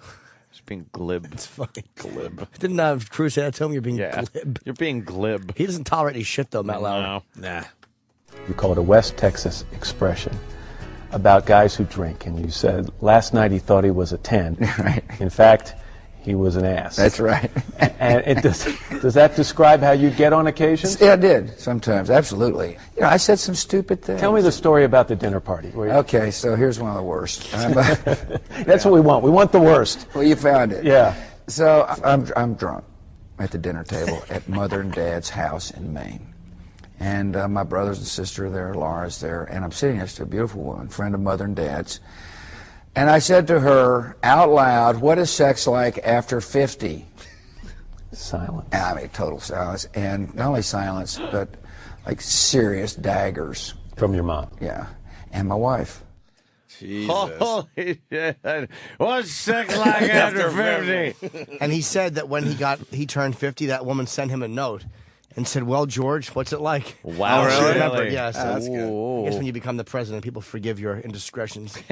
Your dopey drunken moments at the table. Done with the Bush clips, or you want to hear about Katrina? I wouldn't mind hearing the Katrina clip, and then we could all make love. All right. So many times Deal. in the book, you take pride in the fact that you, as a president, were someone who went out there and took decisive action. Yes. Whether it was controversial or second-guessed or not, you took decisive action, and Katrina was one of those examples where you didn't. Yes, the lack of crisp response was a failure at all levels of government. You're tough in the book on the former governor of Louisiana, Kathleen Blanco. You're tough on Ray Nagin. You say after 4 days it was clear to you that the state and local leaders in Louisiana could not lead. Well, I don't think I was tough. I think I was fair. I say to a room full of Louisiana politicians, who is in charge of security? I say this to the mayor, and he says the governor, and I say to the governor, who's in charge of security, and I get no answer. Then you went on to say she dragged her feet. She, for a couple of days, could not decide whether she would allow you or request you to send government troops in. Correct. And so here's the decision I faced. In order to restore order, some said send in federal troops. The problem is, unless those troops are requested by the governor and or I declare an insurrection, right, those troops would have to go into what appeared to be a very violent situation without the ability to defend themselves. So, what's fascinating in the book, you actually say you went through the thought process. How's it going to look if a Republican president usurps the authority of a Democratic governor and declares an insurrection in a largely African-American city? Yeah, it wouldn't have gone down. I mean, it would have been like kerosene on a fire. See, that's that would have been a clusterfuck. That goes with a lot of the things you were saying yesterday, Anthony. that in the end, you just realize that people aren't fucking prepared for major disasters. And you can't just send in the army into a state. It's kind of against the rules. You can't just do that. I didn't know that. No. I thought the president could just say, hey, get your fucking get in there into Louisiana. Simple as that. Listen to these excuses. Apologists. Oh, sure. I don't know. Who would say that we're apologists? No. What, us? Yeah. Or Bush? It's somebody commenting over here. I guess Bush. Yeah. Yeah, sure. Maybe he's just trying to sell books. I don't know. Don't they all do that, though? Like, what do you think Nixon did after he was president? Came around and admitted everything? He did apologize to Frost, but There for was the country. There was a total breakdown of local government as far as Yes, that's there concerned, was. too. You know, like Ray Nagin was an incompetent. He sucked. What an incompetent mayor. I still think Bush handled that badly, and I Oh, still yeah, think he should have done much more. Absolutely. And you know, we might as well play the last clip we got here because it's the Kanye West thing that we went over Oh, yeah, yesterday. Kanye. With That's Mike, great. poor Mike Myers. Mike Myers being with his an idiot. "What the fuck are you doing?" look. Yeah. Do yourself a favor and go and check out that clip. It's been a while, but you got to see how Mike Myers had no fucking It's idea that Kanye West fantastic. was going to say what he said that day. About a week after the storm hit, NBC aired a telethon. Yes. Asking for help for the victims of Katrina. We had celebrities coming in to ask for money, and I remember it vividly because I hosted it. And at one part of the evening, I introduced Kanye West. Were you watching? Nope. Remember what he said? Yes, I do. Call me racist. Well, what he said was, George Bush doesn't care about black people. That says he's a racist. And I didn't appreciate it then, and I don't appreciate it now. It's one thing to say, you know, I don't appreciate the way he's handled his business. It's another thing to say this man's a racist. I resent it. It's not true. And it was one of the most disgusting moments of my presidency. This from the book. I faced a lot of criticism as president. I didn't like hearing people claim that I lied about Iraq's weapons of mass destruction or cut taxes to benefit the rich.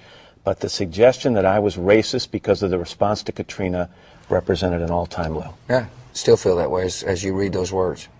Felt them when I heard them, felt them when I wrote them, and I felt them when I'm listening to them.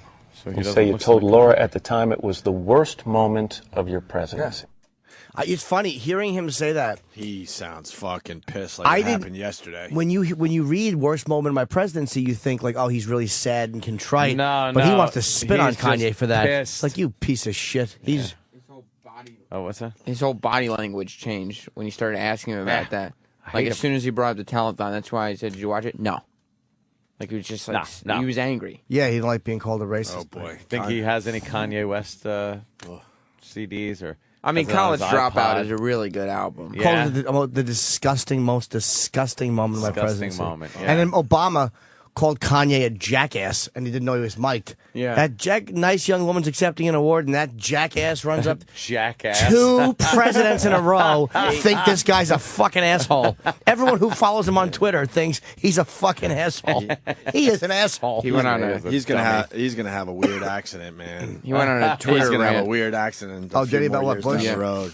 No, he went on a Twitter rant last night. Oh, did he? I guess he taped an interview at the Today Show. He must have, because he started. Kanye, right? Yeah. Yeah, he did an interview with Matt Lauer, and they were asking him about, I guess, Bush or whatever, and they started playing the MTV clip under while he was Oh. talking, like they do. You know, they like Yeah, show split screen or whatever. And he got real pissed off. He's saying he's not going to do interviews anymore. Why? He said it. He's saying whatever. He didn't like the way Kanye. they showed it while he was talking. I feel very alone, very used, very tortured, very forced, very misunderstood, very hollow, very, very misused. Oh, Kanye is a fucking suburban white girl. Jesus Christ. Congratulations. You have the angst of a white girl.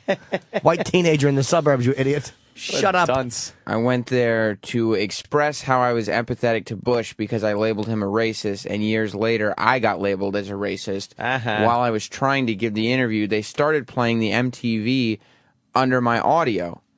I don't mess with Matt Lauer or the Today Show, and that's a very nice way for me to put it.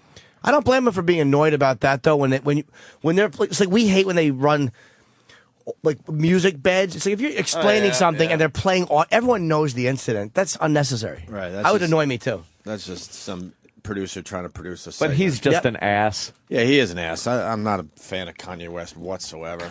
In reference to Michael Jackson, maybe Mike could have explained how the media tried to set him up. It's all a fucking setup.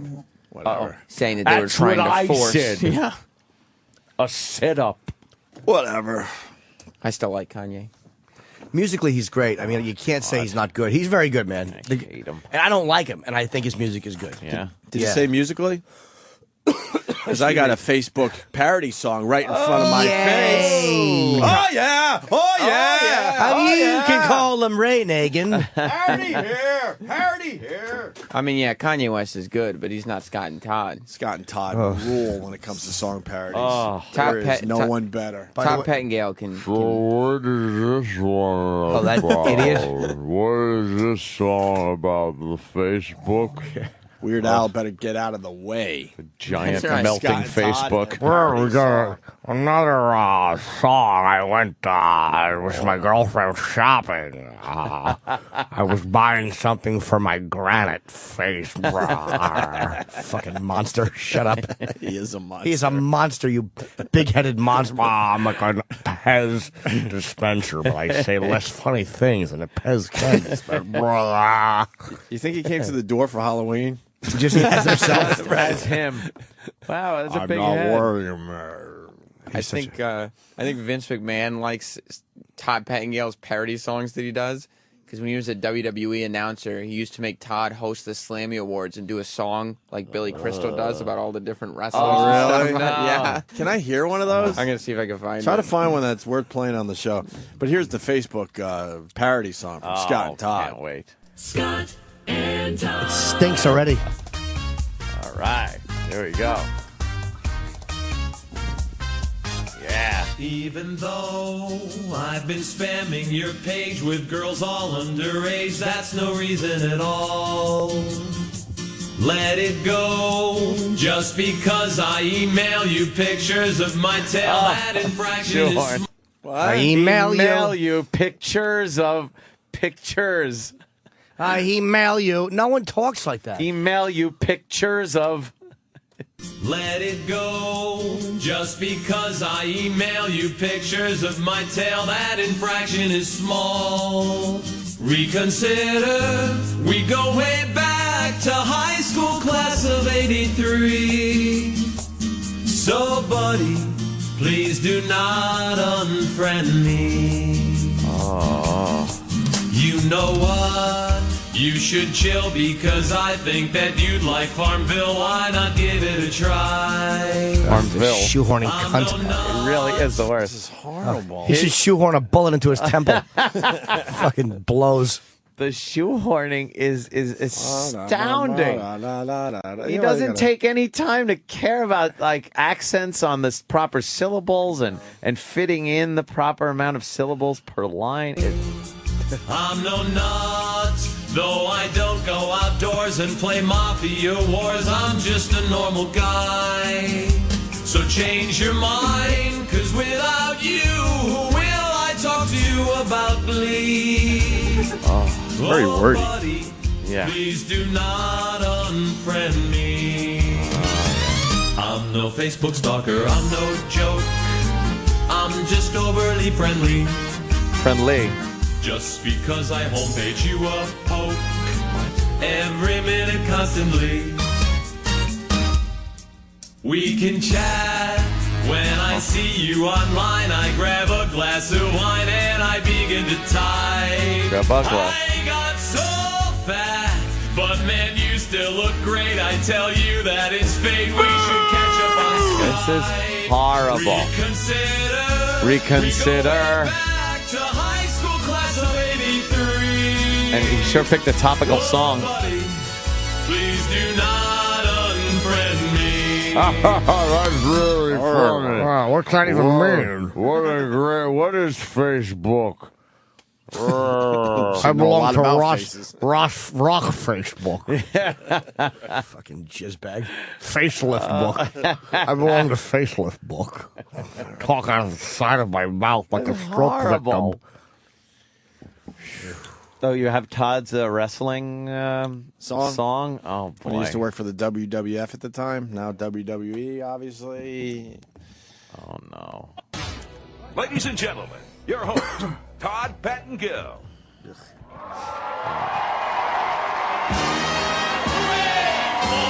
Superstars with their big muscles and their fancy cars.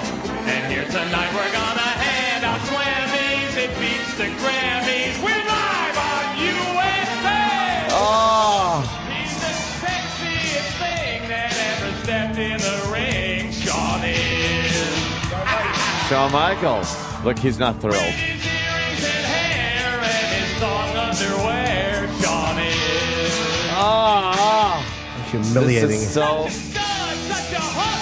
I said hook, not hope. Shawn is. He's totally from Cali, a condo in the valley. He should be on Sally. Lee. Oh, God. Oh, shit. I'm douche chilling. You guys see the looks in the audience. He's gold dust. Totally. Barely smiling. He walks among the living, though he really is quite dead. Oh, my God. And here's 2 words his manager, Paul Bearers, never said. I'm fool. When darkness falls, Oh! and lightning Now flashes, one laugh comes from the audience. it's a total scare. Better bring a fresh change of underwear. It's a nightmare when the He's getting nothing. Ladies and gentlemen, he's in front of a live audience. Warrior is back. Tell me, will you blow your stack? Hey, Warrior. Hey, Warrior. Oh, no. I'm like your biggest fan, but how much did it cost McMahon? Hey, Warrior. Hey, Warrior. Oh, Sonny, my dear. Oh, my God. How many dead people is he singing about? Anyone? Those are Double D. Sonny and her beast. Oh, he. Oh, my God. He's dead too, right? Yoko's dead. Who's that fucking guy who sang Somewhere Over the Rainbow? The Hawaiian? Yeah, the Hawaiian Fatso. fatty. No, he's not. Here's the story Oh, no. of a man named Bret Hart. Oh, no. Oh, no. To wear pink. This is funny.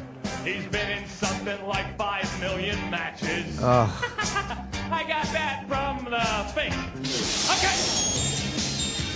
Ahmed Johnson, Jake the Snake, Horowitz, you take the cake. Hunter Hearst, Helmsley, and Savio, you shake and bake. Backman crawling on his knees. Duke is tossing out the How long is this fucking song? It's almost over. Well, this is a tale about Camp Cornette, the polyester king, with Owen Bader and the dog. It's a not so nice a thing. I They can't screamed, take they yelled this. in Los Angeles. I heard them from afar. Cause Cornette would only rent a mid-size rent-a-car. We love the superstars. That's the big finish. Superstars. He stinks. So come on, let's start the show and fire up the burner. Screw you, Ted Turner. It's time to start the show. The Slammy Show. What a twat. Wow, You're covering your face. You got your shoulders up to your ears. You're all right can't over there. Take things like that. You think it's funny? It's so embarrassing to watch. When I was a kid. Oh, what's that, Samuel? When I was a kid watching that, yeah, I thought that song was the shit. No, did you really? That shit is Did you really? hilarious. Were you like laughing? Yeah, look what you said about Paul Bearer. Yokozuna. I was trying to memorize the words. No! Oh my God, Yeah. you're such a jerk. You stink. I had the Slammy Awards on tape. Well, watch Scott's song or Todd's song again. Oh God, it's awful. I bet he was real proud of it, thinking he was having a Billy Crystal moment this where is Billy it. would open up the Oscars. He did the same exact thing. He's feeling good about himself.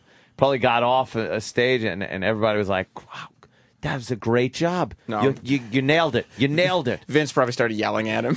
What are you doing? What the hell was that? Just yells at everyone. What are you doing putting everybody's name in a song? You know what the turnaround is with wrestlers here? It was dated before you finished the goddamn song. I fired half those people. And now you're... Every wrestler says that, like, they get told to do stuff and then they go and do it. Like, once they quit, when they come in and do interviews, they say they get told to do stuff and then they keep doing it until one day they start getting yelled at for doing what they were told to do. Unbelievable. Listen, we got to cut this short because we got Cain coming in. I want to take a break before he does that. And people just yelling, Jocktober's over. God damn it. Well, you know. Hey, man, song parodies. We got to do song parodies. Transcend Jocktober. I still want the Bedbug song. I desperately need the Bedbug song. I'm on the hunt. Cain Velasquez after the break.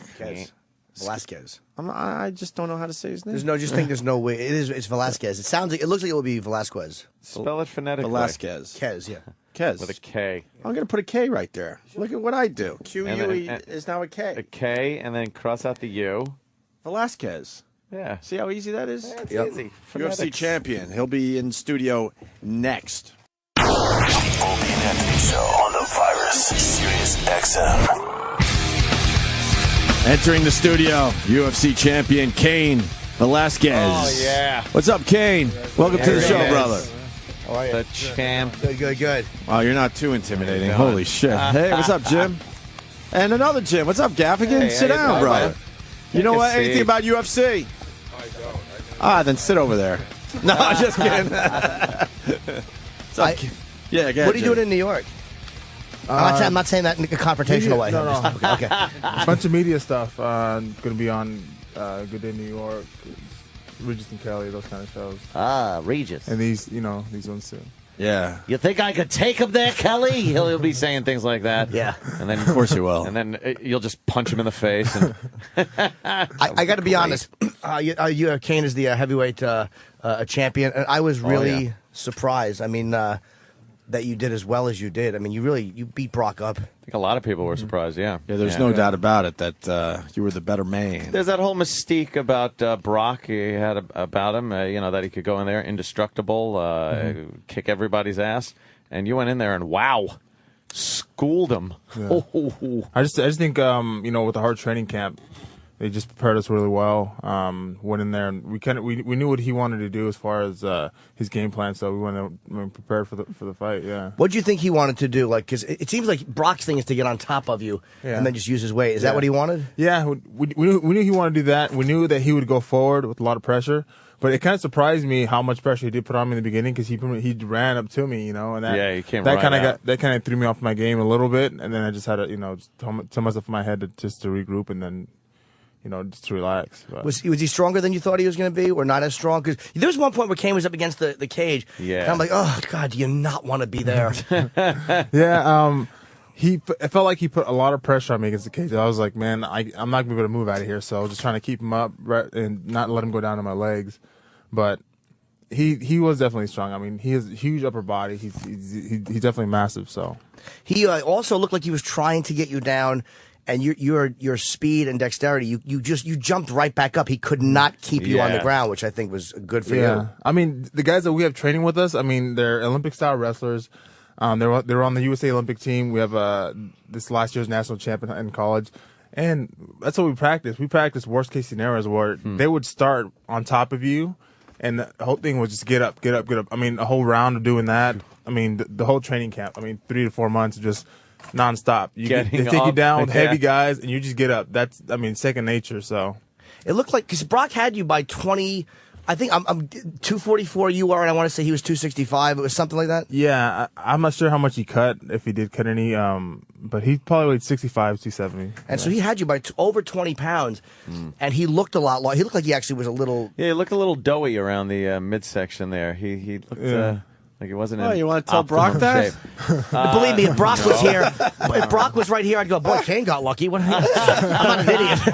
I'm going to play back this tape when Brock finally comes in here. No. Hey, the boys thought you looked doughy there, Brock. I'll say you said it. Yeah, no, I said it. What do you think happens? Like when you guys cut weight, then all of a sudden, because I think Rogan told us that you will just eat and drink like an animal that day after you get to the weight and just put 15 pounds back on. Yeah, I mean. You walk around way much heavier than whatever weight you're trying to make. So I mean, once you get all your water out of you and everything else, you try to get as much in as you can, and then that pretty much brings you back to what weight you were at. I mean, people cut a lot of weight. They're like 15, 20 pounds below what they're supposed to be. Were you scared walking in the ring? I wasn't scared. For me, I'm always nervous, which I think is good for me. I mean, I think that gets me ready. Wasn't scared. I knew what my game plan was, and and just felt ready. I just felt like it was my time. When did you know that you had him? When you were in the ring, when did you know you had him? I felt the momentum shift whenever I got my takedown, and he didn't get up right away. You felt that like, I think this guy is like tired, or I'm getting to him. Yeah, he wasn't getting up right away, so I was like, okay, I'm in good position now. I mean, the fight's gonna turn my way now. So. There was one where you guys were, again, I don't know what was happening, but you turned around, and it looked like your elbow hit his, because he had a tremendous gash on his cheek. Yeah, he was a wreck. Yeah, I don't know how. It looked like it was accidental, I think. Was it? It looked like it was. Yeah, it looked like your elbow when you turned around. And remember when Brock did this thing where he kind of fell across the ring and he rolled, and I was like, Jesus, what happened to him? He reacted pretty much the way I would have if you hit me. He just kind of fell, tried to get up and fell again. But it looked like you had an accidental elbow. Okay. Yeah, I kept looking at the film, and I can see what point in time in the fight where I cut him. So did he hurt you at all?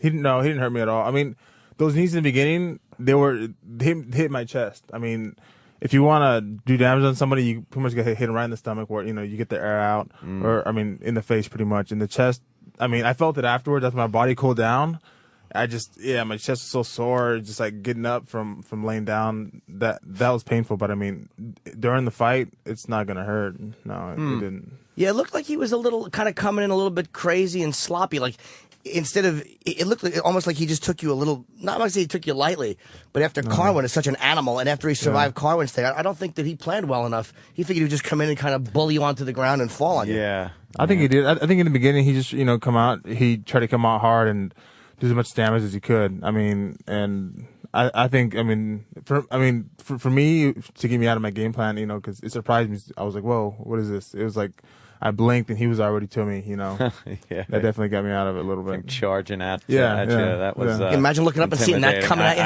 I know. Oh my God, I couldn't imagine. Yeah. Does he hit harder than other guys though? Because I don't think he's knocked anybody out by punching him.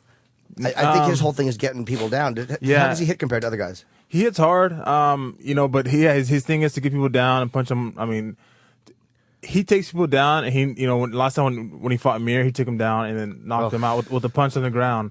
To do that, you have a lot of power, because the more power you get is when you're standing and you get to throw your hips or your feet and everything into it.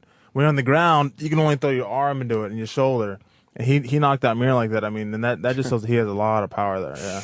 Yeah, that was an awful Frank Mir beating, because he had Frank almost. It was like a schoolyard thing where Frank's arm and head were just showing, and Brock's fist had free range. Like, wow, what a shit place to be that is. That is really. I'll never understand that when I'm watching. Even the short little throws that you get when you're on the ground to the side of the face is like, or the little, little kicks. How is the that little just kicks not to the thighs knocking knock you us out? I'm just a pussy. Yeah, we're pussies there, is. Cain, I is can't what we're take, trying to tell you. I got a glass jaw. Yeah. How good that. does it feel to be the champion? It feels good. Yeah. You kind of bring it in for like a week. I mean, it's definitely an amazing feeling. You've been around a while, obviously. What has changed? A lot of they media treat you a little better. Yeah, definitely. Definitely. It's they definitely treat me better. It's more attention as far as media, more attention as far as public attention. Yeah. So is Dana actually nicer to you now, or like how is Dana? Is Dana nicer once you're the champion? He's always been the same, pretty much. I mean, he's definitely been a nice guy, but it definitely get treated better. Also, all of a sudden, are you on his private jet? Instead of being coached somewhere. Not that far, but that day in Anaheim, we moved from Disneyland because we had to do media stuff, so we moved from there all the way to Beverly Hills. So that was a nice change. Oh, there you go. Yeah, that is a nice change. Yeah. Who do you want to fight? I think the number one contender is Junior Dos Santos. Okay. So he'll be the next fight, yeah. When is that going down? We don't know yet. They haven't discussed it yet. You want some time, obviously. You're not ready to just jump back in the cage right away, right? Yeah. Well, I mean, I think it'll be around 3 to 4 months. I mean, I'm guessing. I'm not sure, but that's what I'm thinking. Why do you guys seem to fight so much more often? It's amazing that UFC or MMA has such a brutal reputation, and you guys always look better after a fight than a boxer does. Mm-hmm. Like, you guys can fight a couple times a year, and you don't see these boxers having would championship matches. 18 months off? Yeah, they take after a long time off. Fight? Yeah. I don't think we take as much damage as the boxers would. I mean, because you're on your feet, you're punching each other in the face for 12 rounds, in this, you know, you can take the fight to the ground. Well, you don't even have to throw a punch, and you can win the fight. Yeah. Sometimes you don't even see a punch get thrown. You just see somebody's arm get twisted where it looks like it's going to be removed. Did you think they were right? I was surprised that they that the ref stopped it, because after the Carwin fight, Brock got it kind of impressed me that he took Carwin's punches and still kept throwing them off and still kept throwing them off. Was he really unable to defend himself when you were hitting him? Because he didn't seem to object when they stopped it. Yeah. He was covered up. He wasn't throwing back. I mean, with what I learned from the Carwin fight was just don't throw punches, just to throw them. I mean, I try to pick my shots. So that's why I was trying to get in between his arms with the elbow, punch around. So pretty much just take my time. And I mean, I was doing damage there. Yeah, you see some guys just start windmilling just for the hell of punching, hoping something connects. But yeah, you were a lot more calculated, looking for an opening. And then that one move, I love that. Yeah, I'm going to punch you move. And then the fist hits. And then, the elbow got in there too. It's like this long hooking move with the arm. That's just got to hurt. I want to say, hardcore UFC guys are not surprised that you beat Brock Lesnar, by the way. You know, he has a lot of skills, this Cain. Yeah, it was still... Because a lot of people that are just starting to get into the UFC were always surprised when Brock loses, but the guys that really know the sport are like, no, this is no surprise at all. Cain should have won this fight, right? I think a lot of the there was a lot of hype behind Brock. A lot of the guys who are what would you call them, the experts in the sport had me winning the fight. I saw that. I wasn't sure, but yeah. I'm the kiss of death for a fighter. I thought Brock was going to win. He gets it wrong every time. I get it. I wanted you never Mir. want Jimmy picking If you. I pick you, you're finished. I'm the cooler. I just stand there and ruin people's careers. I never pick a fight right. I never do. Let me go to Mike in Jersey. Mikey, what's up, buddy? Hello? Hi, Mike. Let's go, Mike. Cain here. Quick question. Cain, you were talking about punching. I heard a rumor that you have the hardest punch, like one of those machines like in Rocky 3 where he punches that thing. Your PSI is like one of the hardest punches around. Well, I went to that show Fight Science and ESPN, and they measured the punch, and they said that. I think it was calculated wrong, though. I'm not believing it. Oh, really? I'm not, yeah. I mean, to be compared to like Mike Tyson, those guys, no. I saw that I don't episode think so. where you were that doing was, that. It was the ESPN where they measured your power. That was insane. Yeah. What the power though behind that punch? Junior, man. Good luck against Junior. Thank you. Regardless if it's the hardest punch recorded or not, I watched that and just went like, oh, God, that's just brain damage right there. I would just be dying. At what point in life did you know you wanted to fight professionally? Like, you're probably one of those guys that was just a guy that was training, but when did you go like, I kind of want this to be my life? Well, ever since I started wrestling, I mean, in junior high, I want to do that my whole life. You know, maybe go to the Olympic team or something like that. But once I got to, I was a junior in college, I saw this sport, and man, for me, I love wrestling, but it just wasn't enough for me. I wanted to hit people. I wanted to hit my teammates, the guys that I was competing against. So, I mean, I saw this sport. I was like, man, this is perfect for me. This is what I want to do. So wrestling wasn't enough. You kind of like, these fists are really being not put to good use. That does seem to be the common factor with you guys. You all love hitting people. Everybody that's come in here is just like, I just enjoy punching people. I think we all love hitting people, but it's the get hit back part. Exactly. That you don't like. Thanks. Were you a fighter like in school? Anybody give you problems? You deck anybody? You just walk down the hall and deck somebody? No, I was. I mean, but when I was a kid, I love watching. I love watching boxing. I wanted to do that as a kid, but just didn't do it. So, I like this a lot better anyway. I'm sure you do too. Yeah, whole thing instead of standing there but like you said, punching each other in the face for 15 rounds. You can take it to the floor. Yeah. There's a lot more aspects to the sport. I mean, the kicking, the punching, the elbows. Does that chain link hurt on the side of your face when it's being pressed? Because that to me also looks very painful. It's not. I mean, the only time I've ever gotten hurt with the fence was one time in practice. I took somebody down and my face, it slid all the way down. Cheese grater. To the bottom, and the bottom had the point sticking out. So my head hit it, and I had like 4 stitches right on my forehead. Was that your worst injury? What was the worst thing that happened to you in the cage? In the cage, nothing really in the. I broke my hand in the cage. But as far as the worst stuff would probably be like during the workouts. I mean, I've gotten knee surgeries, foot surgeries, hand cuts all the time. I mean, it's common. Yeah, you get cuts all the time. Have you been knocked out?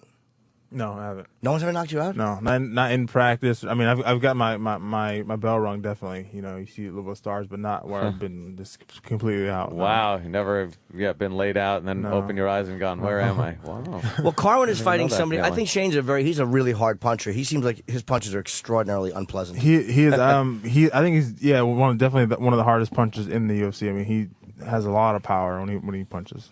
And how long does it take you when you start to train? Because you know it's like that. You guys almost make it look like easy to be in shape. Like you just see these guys always in shape and ready to go. And like, when do you start? Like, now will you fuck around for a little while and just kind of eat what you want and then get back to training, or do you just kind of stay trained the entire time? Yeah, usually. For me, I'll take a week or 2 weeks off, and then go back to the gym, and then start off slowly. It'll be like a whole week of just hitting the bag, light workouts. Don't even practice with the team, really. Just kind of do your own thing for like a week, and then slowly start getting back into it. And then training camp usually is around like 12 weeks, so we'll train all the way up until then, and then that's when that really hard training starts. I've always wondered this too, as somebody. I mean, you may look at me. He may like I look like a fighter, but I'm actually not. And it's always weird asking a man questions. We're just like three chicks. What's it like to be strong?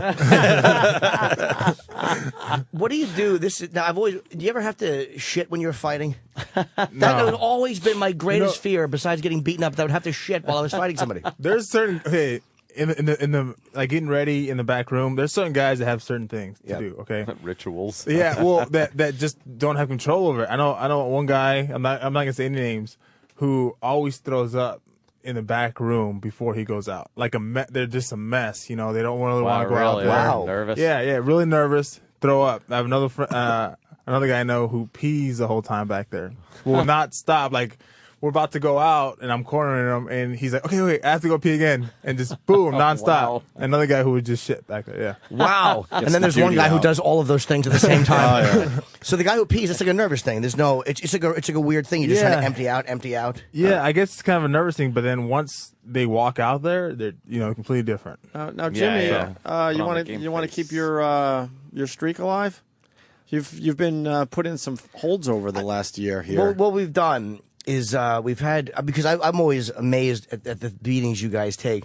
We've had BJ put me in a, what was it, an arm bar? I was curious as to what that felt like. For a second. It was like for a split second, and Jimmy went, only because you see it and you don't know what it feels like. And I'm like, what is that? It wasn't like I didn't think he could do it. He actually did it sitting, and I have such a weak chin, he had trouble getting his leg. It was really humiliating for everybody. And then Randy Couture put me in I wanted to feel what it was like to be, not choked out, but just to feel that. Yeah. And it's really fucking horrible. Jimmy lasted a half a second on that one. Yeah, I don't try to play tough. You tap out real quick. Yeah, I'm trying to think of what a good move. I would go with the punch to the face, Jimmy. No, I don't want to do that. No, you don't want real hard. He's a hard puncher. Maybe one of the WEC guys. Who gets there's the video of the arm bar. It really now. How is this the way a fighter should look at it? Can't even get it on my. Look at this. Within 2 seconds, you tapped. It's like, yeah. Kane's laughing at you, Jimmy. Kane's laughing at you, Jimmy. He barely put any pressure on you. But you can pretty much get the description if you just you have a full barbecue chicken and you twist the wing off. That's pretty much what it would have done to Jimmy. Well, I didn't realize that when guys put an arm bar, I didn't realize it was pulling you from both directions. Like, it's obviously hurting your arm, but your chest is going the other way too. It's like you're really fucked. Oh. What would you say? Wait. Here's now Randy giving him a little choke. This is just embarrassing at this point. He's getting at the crook of his arm, and Jimmy's. Watch how long he lasts. I'm making sure Randy knows this is not for. All right. Says. Yeah. Well, and it starts tap. And then Jimmy just goes, wow. Here's how fast it goes. Start tap. Start tap. We're just thinking, is there something you can do to Jimmy that's relatively safe? Okay. I can do I don't like the fact that he's so eager. Like, before you finish the question, he's like, I can do a guillotine, which he'll be right here. And a guillotine, Jimmy? You're going to do a guillotine? Sure, that sounds like it's pleasant. Good. Oh, okay. The guillotine. All right. Guillotine. Now, what exactly, just for the people at home, what exactly is the guillotine? Is that when I'm standing up, and you're standing up, and you have my neck, and it's kind of like he could lift me by my neck. Yeah. Hence the name guillotine. Now, how does one prevent you from doing so? By You would feel the tap if I tap you. Yeah. All right, good. Kane's a professional. You'll be all right, Depends Jimmy. how hard you tap. This continues the tradition of I love it. UFC guys just beating up little Jimmy. Okay. Cain Velasquez. I can get this a bunch of times. I mean, if a guy shoots in, now you can catch it here, or if I'm on the ground, I'm trying to get up somehow. I'll push the head out to here. And This is basically this. And I'm just lifting it. Now, just so people know, Cain is standing facing me. I'm facing him, and my head is kind of down, almost like I'm charging his armpit, which would be a really stupid move to charge his armpit. And he just kind of grabs me, and then you pull up. Yeah. Well, let's try that just for a second. But I mean a second. Do you have a safe word, Jimmy? Yeah, ouch. Okay. You won't be able to talk. Okay. All right. I'll tap. I'll tap. Believe me, you'll know. You'll know, yeah. Spit out the gum, but you don't want to choke on it. You don't want to choke sure, on your I'll spit out gum. the gum. Oh, God. Yeah. Do you have any false limbs you want to remove before I do this? There we go. Okay. Jimmy All looks right. nervous. Here it is, and the sound he made. That's the worst because if you do it really good, like we do it in practice, that'll make you gag and everything too. Jimmy went. Yeah. Wow. I understand why guys would want to shit, vomit, and piss before because you don't want to deal with that during the noise you made. That's like taking the arm bar and the fucking and the choke and then multiplying them by 3. I didn't think you could get any more unpleasant than that. What did that feel like, Jimmy? Did you feel impending death if that was any longer? All you think is, please, please stop this.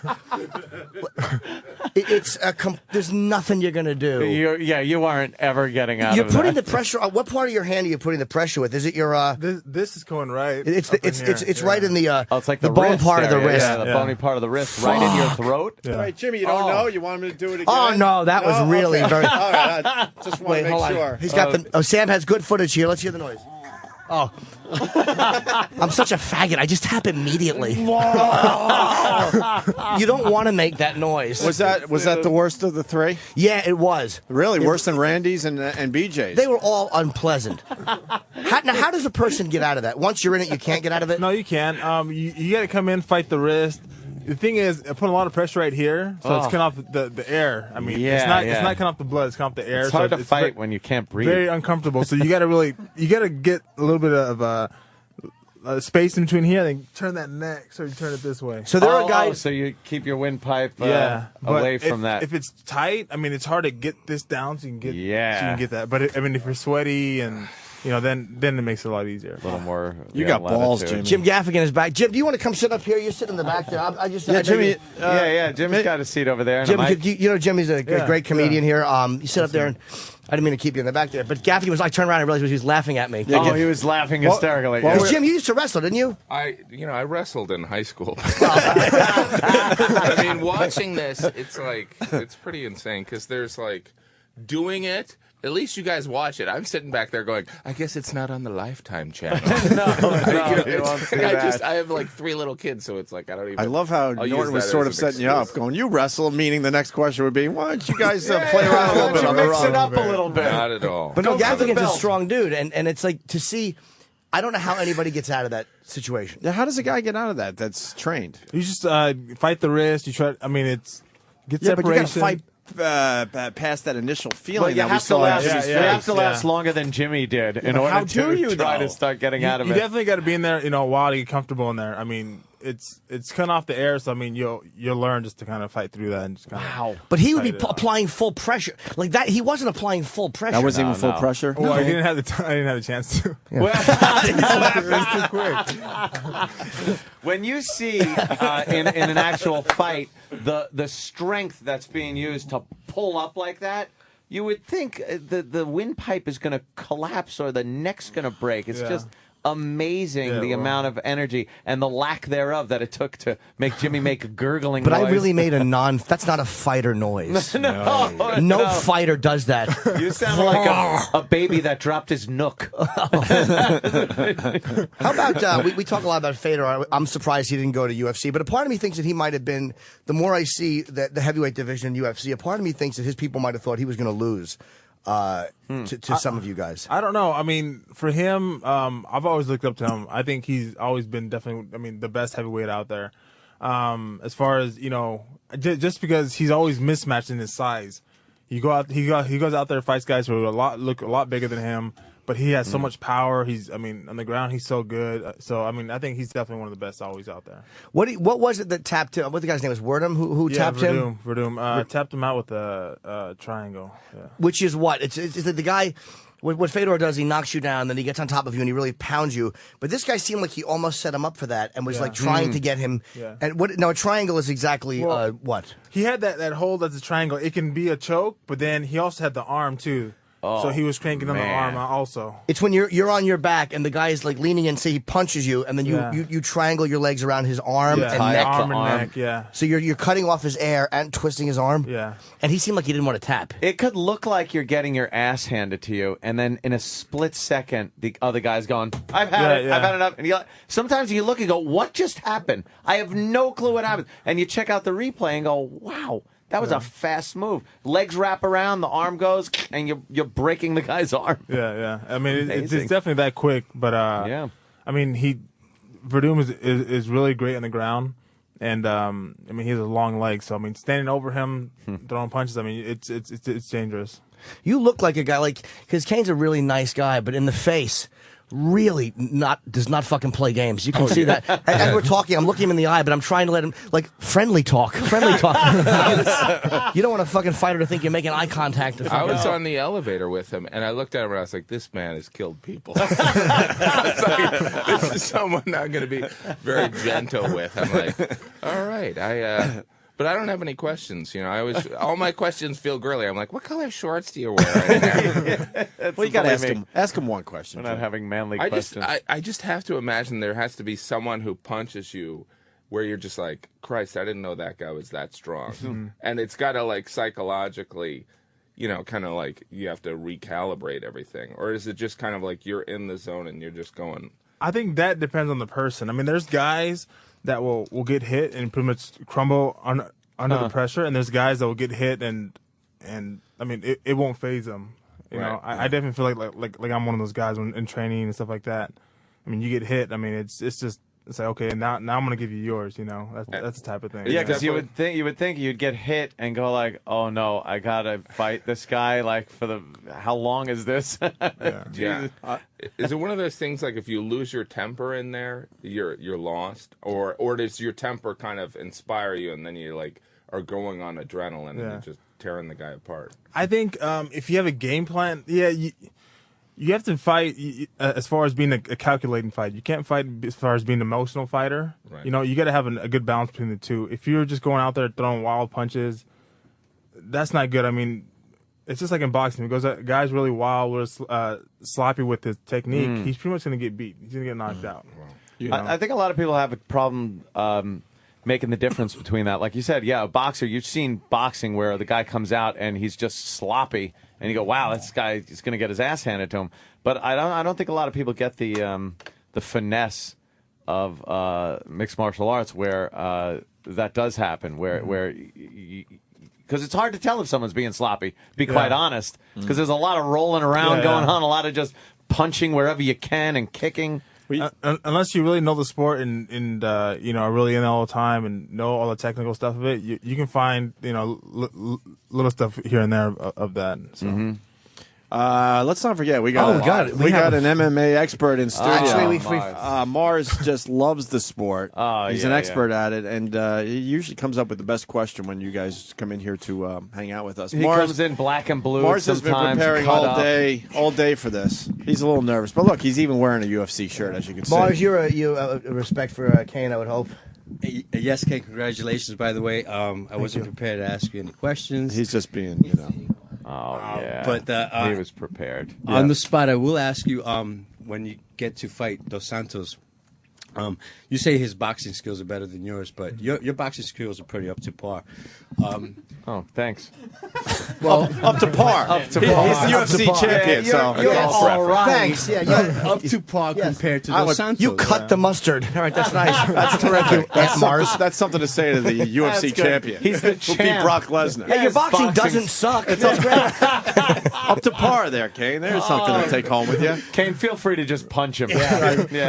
So you think that I'm sure that you're going to stand up with him for a little bit. Yeah. But he's also very hard to take down, and you're going to go ahead and you're going to try your best to take him down. How's his skills? No need for Cain to answer. That's why I love Mars. He asks a question and then goes right on. He gets so nervous. He's actually peeing, crapping, and he's going to puke in a second. Right. Hold on. He's looking down and he's fidgeting with his hands and the wires. And yes, Mars has credited your moderate boxing skills. And somewhere in here will be a question, by the way. Yeah, man, well, Go ahead, will there? Mars. He's reacting like this because he knew you guys were going to do it. He's like, here it comes. How's Dos Santos' ground game compared to yours? Pretty much haven't seen his ground game, but yeah, definitely. I think he is the best heavyweight boxer that there is in the UFC. But for us, we got to utilize everything that we know as far as boxing, kickboxing. We get through a lot of kicks, punches, mix it in with the wrestling too. The takedowns are there, definitely take it. But nothing forced. If you try to force a takedown on somebody like that, you pretty much go into some trouble. But we haven't seen his ground game yet. So yeah, but we definitely plan on doing everything with them. Mexico is a huge market now too. I think didn't they just open it up? Didn't you put it on free TV or something in Mexico to kind of get the country interested? And they got a tremendous amount of viewers. He's a smart guy. A lot of viewers. Yeah, a lot of viewers there. It seems like it's growing more and more every time I go down there. Just more and more the people are educated in the sport. So You got family down there, King? Yeah, I do. Obviously. Well, it's Saudi Arabia, London, Mexico. Have they done an event in Mexico yet, or they've only showed haven't it? done one yet. No, not yet. Do you see your defense being there? How cool would that be? Maybe we'll see what happens. I'm not really sure what time frame they're looking at, but yeah, they definitely want to go down there. Yeah, because he seems good at putting guys in like their wherever they're from. He seems good at doing that. He just did the Hardy fight in London. He just seems really smart at getting people who are interested in this. I guess predominantly American sport at this point. Yeah. We should get Cain out of here. He's got a lot of TV. Do you have press to do? Do you have TV? Yeah. Okay. Oh, I wanted to hear more Mars comments Mars. on Yeah, how about Mars? A follow-up question. Skills. You're right, Anthony. I'm sorry. Anything? You want to criticize his kicks or anything like that? What do you want to do now, Mars? Were you impressed by the choke thing he did with Jimmy, or was that just adequate? Yes. What did you think of my choke defense? That was pretty lame. Yeah. Oh, wow. Fair assessment. Oh, I bet you could do better. No. No. How long have you been training? I've been BJJ for 6 years. Okay, 6 years. And how much do you weigh? 180 right now. Man, so you guys are kind of close. Okay. Want to spar? What are you trying to No, get? Spar, right? Yeah. Do you hate when people do that? Like when they, obviously when you choking me, it was for a half a second. But when people are like, hey, let me see what you got. Yeah, no. People are cool. I haven't got anybody, He'll be happy to punch anybody if they want to. No, people have been cool. How does it feel to walk through life knowing you could beat up anybody? I just want to know how that feels for one day. That'd be great, and I'd have to just... No one fucks with you. Well, they'd probably fuck with you, but you could take care of almost any situation. Mm-hmm. Take care of yourself, yeah. Or it's no big deal. It's just... Or are people intentionally, because of your... position, are people like you're at a club and there's some dick kind of like coming up to you? I had before I while I was fighting, I've had 2 fights for other organizations. I was bouncing at a nightclub, but I've never had anybody do that to me. So I think I don't know if I come across just being... You've come across smart people. Yeah. Is what happens then. You've come across people that are very smart. But as far as working there, I just learned how to talk to people. People are drunk. You don't want to put your hands on them, stuff like this. Do something stupid like that, or talk to them in a demeaning way. So is that in the back of your mind at times that it's like, I gotta kind of be responsible because I could legitimately kill somebody. Definitely. Just a civilian. That could definitely get me in trouble. People, Go, in the street or anywhere. Try to test me like that. That could definitely get me in trouble. But I don't know. I just live my life the way I do. And you seem like a very kind of mellow, chill guy. You're much nicer than I would be if I could fight. I'm only nice because I'll get the shit beat out of me. That's the only reason I'm not. If I had the ability to do that, I would just do nothing but eyeball people and do nothing but look for conflict. You want some of this? How about the women? Women love fighters. I mean, that's just it's been alleged. Do you have a steady chick, or do you kind of? Yeah, I do. Oh, you do? Yeah, I have a fiance. Oh, okay. Named Michelle. We'll be married in May. So. Hey, congratulations. Thank you. Yeah. Imagine the dummy that would like go up to her at a club or something while you're in the bathroom and try to work his magic, and then he comes back. Work some robbery. Now, a situation like that. Robbery. You come back, a guy's Yeah. talking to your chick, not. Just talking to her. What do? Do you say anything, or do you just kind of stand there and let it be known that that's probably not a smart move? No, I'll be nice. I come up, and just say, "Hey, what's up? What's going on?" Like, pat him in the back or something like that. And if he, and then if he doesn't get it, then it's like, get out of here. Faints. Has it happened? Has it happened? No, I can't think of any situation it happened. See, you're our worst nightmare as comedians too, because you get heckled, you never know who's truly yelling out, and you hit them hard verbally. And it happened to you with what's his name? Didn't Dana White bring? Liddell. Chuck Dana, Liddell. But Chuck and is, Liddell was sort of heckling Jimmy. him? Yeah. But Jimmy didn't know it, right? I didn't know it was Chuck, but I know Chuck and I know Dana, so it was like You knew it was cool in the end, but at Yeah. first you didn't know who was heckling. Yeah, I Then hear a realize, noise. oh, I'm like, fuck, it's Chuck fucking Liddell. Like, what do you do? First of all, no one's going to throw him out. That guy's heckling. Really? Fuck you. Let him ruin your dumb show. All of a sudden it becomes the Chuck Liddell show. Yeah. What do Yeah. you do with that? There's nothing you can do. It wasn't a nasty heckle. He was just, Yeah. fucking around because, just being playful. He's Chuck. How does that work? Does that get you off your game when you're out there? It depends. Sometimes yes, sometimes no. Other times you like it. Sometimes it's fun to just attack people. Well, Mars said your mediocre crowd work really doesn't quite get over. It's like Jim. It's like sometimes when people think they're doing it to help you, like the guy up front who's like just keeps talking and yelling because he thinks he's helping you. You really want to pull out a pistol and just fucking shoot him, or hit him if I was a man. But it can throw you off if they're stepping on your punchlines. Like, you get into a joke. Yeah. It's distracting, and you don't mind if they want some interaction, but if they're just drunk and they're just kind of blathering, you can't even slam them because they're so out of their mind. They don't know what's going on. I cringe at moments when a comic. They have on purpose. They put a little gap in their monologue during a joke. Yeah. And I sit there every time just thinking, please, no one say anything. Yeah. Really? It's like, because I just know some idiot can yell something out. Well, that's and it's why- a dramatic pause or something, whatever you want to do. Yeah. But then someone's just like, yeah. Yeah. Oh, great. One of my favorite heckles, and I've told Mitch, our buddy Mitch Fattel does stand up, and he's kind of like a character where he's kind of like meek and cute on stage, and he always walks on stage and he goes, "Hi, my name is Mitch. I'm very funny," and the crowd digs him. The best heckle I've ever seen was some drunk at the cellar. Mitch walked on, and he goes, "Hi, I'm Mitch, and I'm very funny." And the guy goes, "You better be, you fucking faggot." Oh, my God. And I told Mitch that years later, and he goes, "You were there? That was the worst thing anybody's ever said to me." Dude, my heels clicked to see your friend get just so berated. How did he handle it? How did he handle it? He was like, I don't. He handled Did it. he get out of it? Yeah, but it threw him because no one's ever been that mean to Mitch. Just flat out unnecessarily Completely unnecessary. Kane has to go. Oh yeah, he has to go. He's he really brought the gotta go, championship belt in too. I know, yeah. What is I would that, like to see it real quick size before we 32 go. or 38? Yeah, velvety case or leather. What is that? Yeah. Kind of suede. I don't know what this is. Ooh. Wow. It's the jewels from the belt.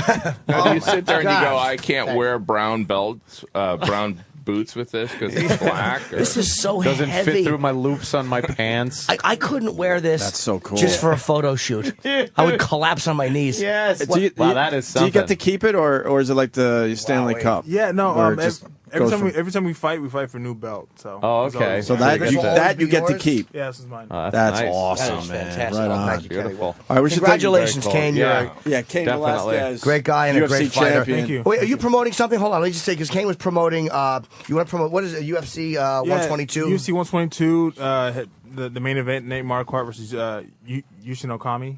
The co-main, George Rivera, which is from New York, and Alessio Sakara. And it's being shown on, when exactly is it? I know we have it. I think it's Ask Jim. Wow, I don't know This Saturday. Saturday. This Saturday, what Spike time? TV, 9 p.m. Eastern. And it's being shown for free. 6-hour tape delay, so Because you, it's from you might Germany. want to turn Oh, off. okay. Yeah. You might want to turn off your Twitters Turn off and Twitter. stuff. By the way, Cain MMA on Twitter. CAIN MMA. CAIN MMA. Right? Right. Okay. Thanks. We'll be back with Jim. You can stay for a little while, right? Yeah, yeah. Okay, cool. We got Jim, Gaffigan. We did the plugs, Mr. Jim Byrne there. Okay.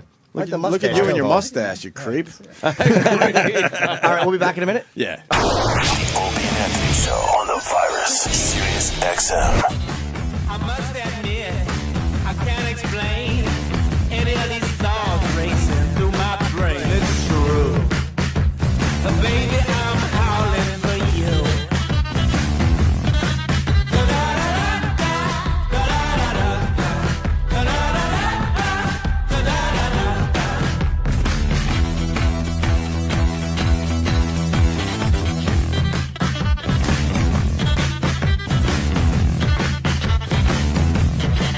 Want to say hi to Jim Gaffigan officially.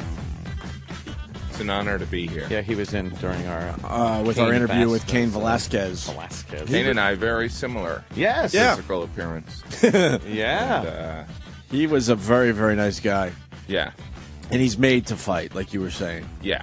Like, we're not made to fight. One punch, and not only is the fight done, I think our lives are done. Yeah, I mean, he has the appearance of like, a character from the video game. Yeah. Yeah. He's like the boss, the last guy that you got to get through in the video game to win the whole game.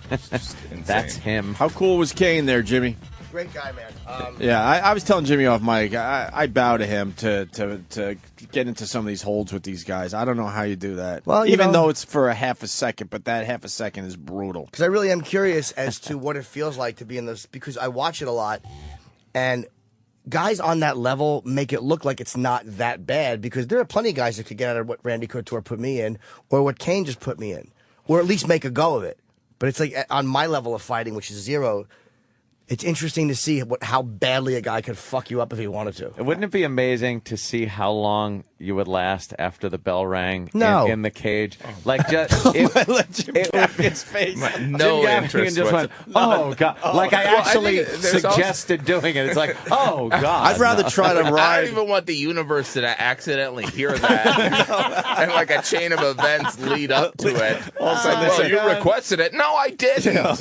It would be as long Hey, as you it asked took for this. for the guy to get to Jimmy. I'd rather. I think I'd rather ride a bull. Yes. I would try to stand Yeah. a bull before I would go in a cage with one of these guys. Absolutely. Fuck that. Well, there's also like a showmanship, like where, if they're in it, I can't speak for that guy, obviously, but like Mars could. It's, but it's not like they can say, yeah, that one guy is kind of terrifying. They have to like keep the exterior right. You know what I mean? And even when they get like some crazy chokehold, they can't sit there and have like a human spasm moment. Like, Jesus, why'd you do that? You know what I mean? Yeah, they gotta deal with it. You can't break down and cry in the middle of the cage. But is what you're comedians, saying. we're kind of like UFC fighters, really, aren't we, Jim? We're kind of Yeah. showmen. Yes, Except for showmen. we're more of, they're like the knights and we're like the court jesters. UFC, we're unbelievably fruity cocksuckers. Compared to that, we're all. But then again, what we do scares them on a certain level too, because no UFC fighter wants to get on stage and just stand there and tell jokes. He would just beat people up. That's what we tell ourselves. Laugh. Yeah, there is something like when people, that's like the hardest thing in the world. And I'm like sitting next to this, to Cain, and I'm like, no, there's something much harder. Yeah, I always love that thing that everybody says. It's like, and the number one fear for everybody is speaking in public. It's like, shut the fuck up. How about having a knife to your throat with Al Qaeda behind you? Jumping in a foxhole with two guys. Yeah, like, that could probably be a little scarier than, hey, ladies and gentlemen, how we doing this evening? Yeah. Speaking after a dinner party. Right. Yeah, go giving a toast. I think I'm a fan of Cain's now. I think a lot of us wanted Brock to win the fight for whatever reason, because we were more familiar with him. And, we're more familiar because we don't know the sport as well as others, I would say. And you just Although want that Jimmy's whole pretty myth knowledgeable to keep going. Like, I wanted to see him just chug along like a early Mike Tyson thing where it's like, oh, he's fighting again. Right. Let's watch someone get their ass handed no to one him. can beat him. I want to see him wrestle a moose. A moose? I want Brock Lesnar to wrestle a moose. I think we want antlers. I want Dana to set that up. I think you're projecting a little bit there. I'd like to see him with a moose. When you look at Cain's, me and Mars were talking about this in the hallway. It's like when you look at Cain's brow. Oh, yeah. Like, it really is like almost a fucking Cro-Magnon. It is brow, that like, is like a caveman kind of a thing, There's a which men- I would never say if he was still sitting But that's here, not by even the an way. insult. He would probably acknowledge that. It's like there's a certain. He has the face of a fighter and the head of a Sure. fighter. Like you're not knocking him out with is an it- average punch. Is it true a lot of these guys don't really lift a lot of weights?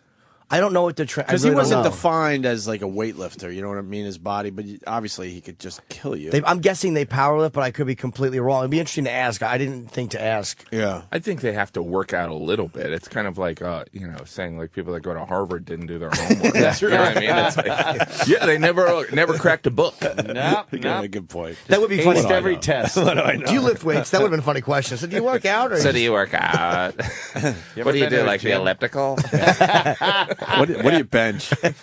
He does spinning class. Can you imagine a bunch of chicks? Are you like Pilates? What kind of Pilates do you do? Do you do the heat yoga?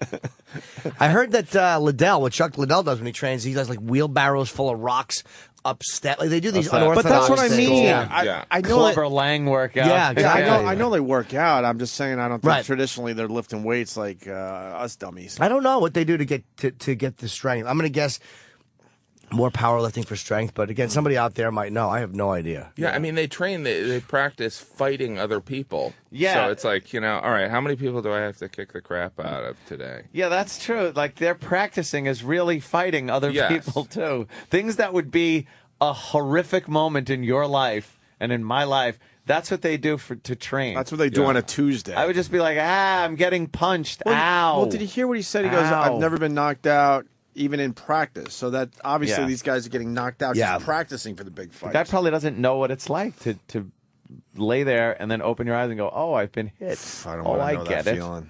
He's a very powerful guy, man, and a very, very fast puncher. I liked him too. He's a very nice dude. Cool guy. None of those guys. They all are cool guys. Are amazingly calm. laid back and calm and just. Hey, now he's going to be over there. Yeah, look, he's over. Look, got he was him just on here, there. and now he's on on the TV. front. Hey, the guy. That's the same guy that was Same- just On the- in oh, he's here. on Fox. I want to here. see. He's actually got such speed, and he kicks. It's like these guys just do everything. Now we're just gonna watch. That was One of us has got to take a kick to the thigh by the, Oh, God. from the Oh. next fighter that comes in here. Break Why your. not? They could probably break your They femur. could break your leg kicking you. You just snap your femur with a little kick. I take slow pressure build things that I can tap. You never. You want to say, You don't want throw impact. a punch or yeah. no. You don't want impact. You No. want slow. Yeah, you want torque. No, you don't want any type of a. I I do can bow to imagine Jimmy because I did get choked out once up there in Boston by Steve Richards or Stevie Richards from the WWF because I was the asshole. Who laughed at Gaffigan. you? Triple H? Did he go? Everybody laughed at me. Everybody you laughed got at choked me. out by Stevie Richards. I'm an asshole, and I took it a little too far with the wrestling guy saying, I wrestle. Pfft. I was one of those idiots. So in Boston, we were at a gig, and backstage, it wasn't even in front of people. He fucking got pissed and lifted me up in a chokehold. And it was the most horrifying 2 seconds of my life. It's like Andrew WK. Yeah. I learned my lesson. I fucking learned my lesson. Yeah. My throat hurt for weeks after that. To this day, I think he did something. Permanent damage. I don't know. Maybe a little fucking. I'll sue you. I trust these guys more than A wrestler? WWE. Yeah, because they're choking you for wrestlers can choke you. For Didn't real. Belzer get choked out by? Oh, yeah. Who was it? It was Hogan. Hogan. He sued him too, right? Yeah, Oh, Hulk yeah, he Hogan. did. He said something like, "All right, well, put me in a headlock." Hogan and Mr. said, T were on, yeah. Yeah, and Hogan said, "Okay," and he put him right to sleep. Put him in a sleeper And hold. just Dropped him Belzer to hit the floor. right on TV. Cracked his head open where he needed stitches, and he woke up and just said, "We'll be right back after these Yeah. messages." The other one was who's John Stossel and Dr. D. Dr. D. David Schultz, yeah. We say Dr. D. He's like, "Well, isn't this all fake? Isn't this all phony?" And Dr. D said, "Is this I'll fake?" show you fake. And he slapped him right in the ear. Oh, and just, ow. just open him. You know that must have just went Forever. Probably still hearing There's that got to one. be a constant threat of lawsuits, I would think. You would You know, think. it's like, like you're in a bodega with this guy. Yeah, There's got yeah. to be scumbags that are like, yeah, he bumped into me in the bodega and now I can't walk. Yeah, the constant threat just looming that you're going to be sued. Sure. For anything. That's why I was saying to him, like, what do you got to know you can literally kill someone with your hands. By the way, Jason Ellis definitely he had Fedor kick him. When? Oh yeah, on his show. Recently? I forgot about Yeah, that. but he does that. Was it recently or a while ago? Hold on a minute. Let's go to Derek in Iowa. And if he had any balls, he would let Fedor punch him. Derek. He does Hey, man. Ultimate Fighting. Yeah, but still, it's Fedor, and you're getting kicked in the thigh. I should have asked Fedor to put me in a move. How bad was the kick, Derek, when Jason Ellis took it from Fedor? He's actually got it on YouTube. You should check it out. It's pretty brutal. He gets there and he braces for it, and Fedor just drills him with a kick, and he just falls directly on the floor. Yeah, and then bad. and then there were pictures of how purple his leg got, man. Let's see. It's pretty bad. Oh my God! I mean, that is. We were just Thank you, watching Derek. the Richard Belzer Hulk Hogan. Why would he let him thing. fall on the floor? That Why would he happened. let him fall? This is the difference. Now Hulk is putting Belzer in pretty much the same thing. A guillotine. This is exactly what Jimmy just took. What Jimmy just took. But now Belzer, you could tell, wants out, and Hulk is having no part of it. The other reason that you can't have wrestlers put you in moves is because people don't take wrestlers seriously. They think they're wimps because it's not competitive fighting. So they have something to like prove. nobody thinks that a UFC like Jim didn't say put me in a chokehold. You're not actually choking anybody. Yeah. So it's when you fake. tell that to a pro wrestler, like okay, I'll put you. Like they're interested in protecting the business. Right, Is what there's it's some called. anger. There's no tapping out with there's these some guys. anger involved with it. Like when Eastside Dave wrestled this guy Danny Doring at the Hard Rock Cafe. Eastside Dave always tells a story. He said the one thing he told me to do is when you're giving somebody a clothesline, always in the chest, never the throat, because you can hurt your throat. Yeah. And Eastside Dave said the minute the bell rings, Danny Doring winds back and clothesline right to the Adam's apple, just to let him know you can't just step into a. Yeah. You're not a professional. I'm going to prove it. Unbelievable. Yeah, I want to see that. Wait, I want to see that. And when video. was that Fedor kick? Was that recently or a while ago? You lose track of time when you sit here day in and day out. I wasn't doing that back then, but I should have got Fedor to put me on. It was 25 years ago. It could have been last week. 25 years ago? This is like prison. It was either last week or 3 years ago. I don't know. Here it is. Watch this. I haven't seen this in a while. This should have more than 4,000 views. Yeah. Affliction fought, and I'm the beard guy. I'm moving around, and you're like, come on, little kid here. Yeah, there you go, right there. Watch this. Oh, yeah. Wow. Oh. Wow, he did one more? You don't say one more to Fedor. No. One more. That was crazy. Get the fuck out of here. Oh my God. Oh, he's trying to. No. So you want Fedor to hurt you? Oh, God. That hurts just to look at. Yeah, Jason Ellis is hurting. Fantastic. The Charlie horse you'd get from that. Oh, he does his own stunts. Wow, Fedor just. It was an effortless kick to his left thigh. An effortless kick. You know, Fedor probably held back a little bit, but it was still a lot. He held back a lot. Okay, but that was still ridiculously. Dude, he just He threw barely that. twisted his body or anything. Impressive. It was all just leg. Wow. Yeah, dude, he's not trying to hurt him. Would you do that, Jimmy? No, I would no take- impact. I don't know. It all depends on how you. Jason looks like a fighter, so he probably got it harder than I would get it. I would ask him. I would let Fedor do that, but not as long as he understood that I just wanted to see what it was like to feel the impact, and I didn't want a full kick. Yeah, I would make sure that translation was very, very clear. You got to let these guys know why you're not doing it. Too. David Schultz. That's right. Is he still alive? I remember Yes. seeing this On the one. camera reading, he ain't in it. He's Read got these rednecks this- out here ain't in it because it's a tough business. Oh, shit. That's terrific. What, is that all you got? I'll ask you the standard question. You know, Standard question. Here I we think go. this is fake. You think it's fake? What's that? Is that fake? Holy shit, he put him right on the ground. You think it's fake? Oh, my God. shit. Jesus. He's bitch slapping Good for John him. Stossel. You know, Gotta protect the steroids. business. And John Stossel just Hit him ran twice. away. You gotta He protect ran the away. Wow. Think it's You fake? think it's fake? Exactly. Got it. Bam! He gave him one on one side and then Four-letter one on the word. other. Did he get sued for that? He Yes. had to have. Oh, come He on! lost a lot of money? course he Oh, got really? sued. Stossel sues after that when he Stossel. I know. I'm on Stossel's side. He didn't ask the guy to hit him. That's Yeah, but Fuck it. he was That's being funny. cocky, going it's Dude, fake. yeah, he was being. And then this is the Belzer one. Belzer falls like a sack of potatoes. Dude. He really goes down. Look at the Hulk size Hogan. difference. Too. What year was this? This was WrestleMania in 1985, 84. 25 years ago. A front chin lock. How about it, T? sleep like that for a little while.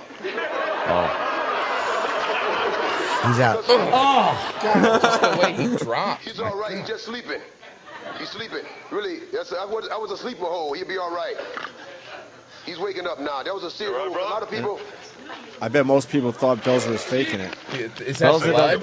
Look at that pool of blood on the ground. Yeah, he cracked his... We'll be right back after this word from you-know-who. Look at the blood on the my back of his head. God. He cracked his head open. Hey, Belzer sued Yeah, that was a terrible. Yeah, because I mean he hurt his head. Oh, you know. Belzer sued the shit out of Hulk on that That was one. a terrible thing to drop him like that. Let me see what's his Belzer say Did you here. see his head flap forward and back? Like He was like, just... even before you hit the ground, you're like, this is wrong. He looked dead. I said when I got up and said we'll be right back, I had no idea where I was. I was in shock, and I know I'm doing this a little bit, maybe going too far, but can we get a close up of these stitches? Because I saw Bill Cosby today, and he thought it was a hoax. And if he thought, can we read that? There was a hoax. Can you see that? Can you see those stitches? No, we can't. I'm sorry to do that to you. I'm sorry, but I just wanted to show you. And this is not the first incident between a professional wrestler and a television interviewer. Watch what happened to ABC's 2020 reporter. They actually showed he's gearing up for the... Gearing up for his lawsuit. Yeah, watch what happened. Let's see, there's precedent here. I'm not going to sue a UFC guy. No. I didn't ask Fedor to do anything, but see, Fedor was just trying to be light, and he's not looking. Plus, you don't want it lost in translation. He didn't speak English, Jim Gaffigan. Yeah. Guy sat here with a translator. Fedor, I would ask for a. How would you make sure they were translating that properly? Would you please kill Hit me hard. Right, imagine it comes out. He wants to be hit really hard. I would try a triangle with Fedor. I wanted to ask Cain for that, but I got to save that for another fighter. Well, the triangle, I would like to be putting that where the guy's on his back, and again, he triangles around your neck and your arm are kind of through, and then your arm is just helpless. Yeah, you want to do that. My arm would be helpless. Yeah, you want to do that. I do want to try that. Why? Belzer got You want to try that? 5 what? 5 million. 5 million for that? $5 million. 1985 for 5 million. $5 million, $1985 From Hulk or from wrestling? Well, I think it was Hulk. He also sued Mr. T. Why? Because Mr. T egged him on. Yeah, why don't you keep him like that for a while? Keep him like that. I bet he didn't get anything from Mr. T. He just sleeping. Did he get anything from Mr. T? I don't know. Let's find out. This Gold guy chain. seems to know. One gold chain. Jeremy in Indiana. Jeremy. Yeah. Hey, buddy. Yeah, he sued Hulk. I know he got $5 million off of Hulk. It went on for a little bit in court, and it never really says what he got from Mr. T, but some people are saying like $1.2 million from Mr. T, and then some are saying like $600,000. Why did he get anything from Mr. T? Well, Mr. T egged him on. Well, they said a lot of it was off camera. Oh. Him and Mr. T kind of had words, and Mr. T allegedly pushed him while he was still bleeding. And it was some of Mr. T's deodorant commercials. Mr. T then exclaimed, The court reporter's like, I have no idea how to spell that. You find another one, Sam? You're a witness. He then pitied the fool. Is it not true when you pitied the fool, you were actually not pitying the fool? I pity the fool, say I'm lying about pitying the fool. This host doesn't actually get hit, but when they were in Kuwait, a host made some mention to Vader that wrestling was fake. Oh, boy. And Vader is the guy that Mick Foley says is the one guy that actually hits you when you're in the ring. He hated wrestling him. Yes. And they actually kept him in Kuwait like for 3 weeks. They wouldn't let him out. Like they put him in jail. And the WWF at the time had to be like, you have to let him out. Like he was in there for at least. I bet you Vince McMahon. He was in jail because of let what? him rot. Because he let him rot. He threatened the He guy? grabbed the TV host by the shirt collar. Vader, watch this now. my turn. Does that feel fake, huh? Does that feel fake? Does it? Oh, boy. Why don't you come down tonight, and before I kick his, I'll kick your. Okay. All right? Calm down. Don't. Hey, we're not here to be insulted. I'm not here to be insulted. Okay. Wow. Boy, people get so scared. Yeah. Well, because you forget that they're giant guys. Yes. So it's like you think that they're just playing these goofy characters, and then all of a sudden they become real people who They're are real. actually going to beat you up. Yes. What happened? What happened? You were a goofy comic book character. Got a red mask on. Yeah, and now Your guy's got lipstick all over his face. He's like, what's this guy going to do? Kiss me? You're ready to cave my face in now. What happened? We were just chatting. They do not like that fake. Years ago, especially. It was really. Oh, yeah. Before it became sports entertainment. Well, he had no choice. Yeah. All right, it is fake. All right, I'll admit it. Vince McMahon, if you say wrestling's fake, shut up. I'm your boss. Oh, I forgot. Hey, we should promote that Gaffigan's going to be at the Wang Theater in Boston. It looks like Hey, Wang. this Saturday, right? This Saturday. Saturday night at 7 o'clock. Yes. And JimGaffigan.com for the other dates, because there's a lot of them. Yes. Oh. Gaffigan's a very busy man. Gaffigan's doing He's all huge over theaters. Television. You see him on many commercials. Selling products. I only do commercials for products that will pay me. I thought it was That's not the you deciding truly factor. believe in I really support these these products. I giant never thought I boxes would of- make any money doing stand-up, so it's like the commercials. How many commercials have you done now? One. That's it. There's one, but they play I've it done a every lot. time on I every know you show. have. You've done more than 50 commercials. Yeah, You've I'd done say a lot of a commercials. lot of them. Yeah. Yeah. It's like what is this? 25 years. A lot of TV shows I see you pop up in. It's always Yeah, fun. weird. It's like, hey, it's Gaffigan. Jim and I were both on Bored to Death. Yep. Oh, I didn't see Yeah. which episode were you in. I'm actually in the last one, which Okay. is this weekend. Oh, good. So who do you that's play? fun. I play Ted Danson's therapist. Oh, okay. Very good. He's great, right? Very similar. You played like the guy who ran like a sex club or something. Me and Dominic played two guys who ran a sex club and then kidnapped Jason Schwartzman and held him for ransom, which was great. I got to wave a gun at everybody. It was fucking. Do you know how to hold the gun properly? Yeah. I just waved it like a nervous idiot. I was got to- actually watching, and he wasn't doing a bad job. Did someone teach you, though, Jimmy? No, I just You held just it the way knew? I would love to hold it. I held the gun the way I would love to point it at people. I wouldn't point it at those three, but I would love to point a gun at people like that. Just at people like that. Yeah, I gave him a good slap, too. I didn't play games with the slap. They wanted me to, like, miss his face. Gave him a stossel slap. Yeah, but I hit him on the cheek, but I mean, I really slapped him. You have to. Of course. I've been slapped on film. It hurts. Yeah? Yeah, but by a guy who did it kept hitting my ear. Oh. Hey, cunt. What the What is cheek? he doing? Why? I don't know. You didn't know what he was doing. Yeah, was those it? fake stunts, you always just get clobbered. You get hurt It's anyway. a fake rock. See, it's rubber. Yeah, it still weighs 10 pounds when it hits my head. It's like a sap. Yeah. It's a fake one. Yeah, that's what were those things? I remember the Stretch Armstrong dolls. Remember those things? Yep. And it's like, oh, they're soft. Yeah. They're pliable. But if you took that thing by the legs and whapped someone across the head with it, Yeah. it was like some kind of illegal weapon that the police used to have back in the 30s. It just would knock somebody out. Yeah. Yeah, it's soft. Don't worry about it. Love that. Stretch Armstrong. take a Just break. cut them open and see what was inside. What was a little wiring or something, right? No, it was like some kind of Goo. starchy, I guess it could gooey be a wire. stuff. Yeah. Which one is this? Vince McMahon? It's when he was on HBO and he decided to become Mr. McMahon and he slapped the guy's papers while he What? Slapped the Like, he papers just- out of his hand? Slap the yeah. papers? Like Holy- sometimes Vince does interviews and just becomes the TV character. TV while Vince he's- in the middle of an interview with a CEO of a company. He's a billionaire. Isn't it? I kind of remember this. I haven't seen this in years. Let's hear this. As far as, and you've got that little look on your face like, Yeah, geez, Vince, how can you possibly say that? Well, but none whatsoever. I mean, they 'Cause I mean, wrestled for you. they They were wrestled for part me. of They- your organization. They Wait a minute. worked a couple of hundred nights a year for you. Oh They my lived God, this oh, lifestyle. Oh my God, you can't believe. Oh, can you see that look? I mean, oh, how can you possibly say that, Vince? How can you look that way and you're giving me the old sympathetic No, I'm not. stuff? I'm honestly curious. Because I told you. Wow. He knocked the papers What was that out of- about? Wrestling deaths. He didn't feel like talking about it that day. How long ago is that interview? That's a while ago now. This was probably like very early 2000s, maybe late You could 90s, do- like You 99. could do a recap now on the whole thing. Yeah, they have to do 2 hours instead of 1. Yes. How many days are we up to? We're doing good, right? Oh, we are doing pretty good. We have this little thing we do, Jim Gaffigan. We just want to go 100 days without a wrestler dying. Yeah.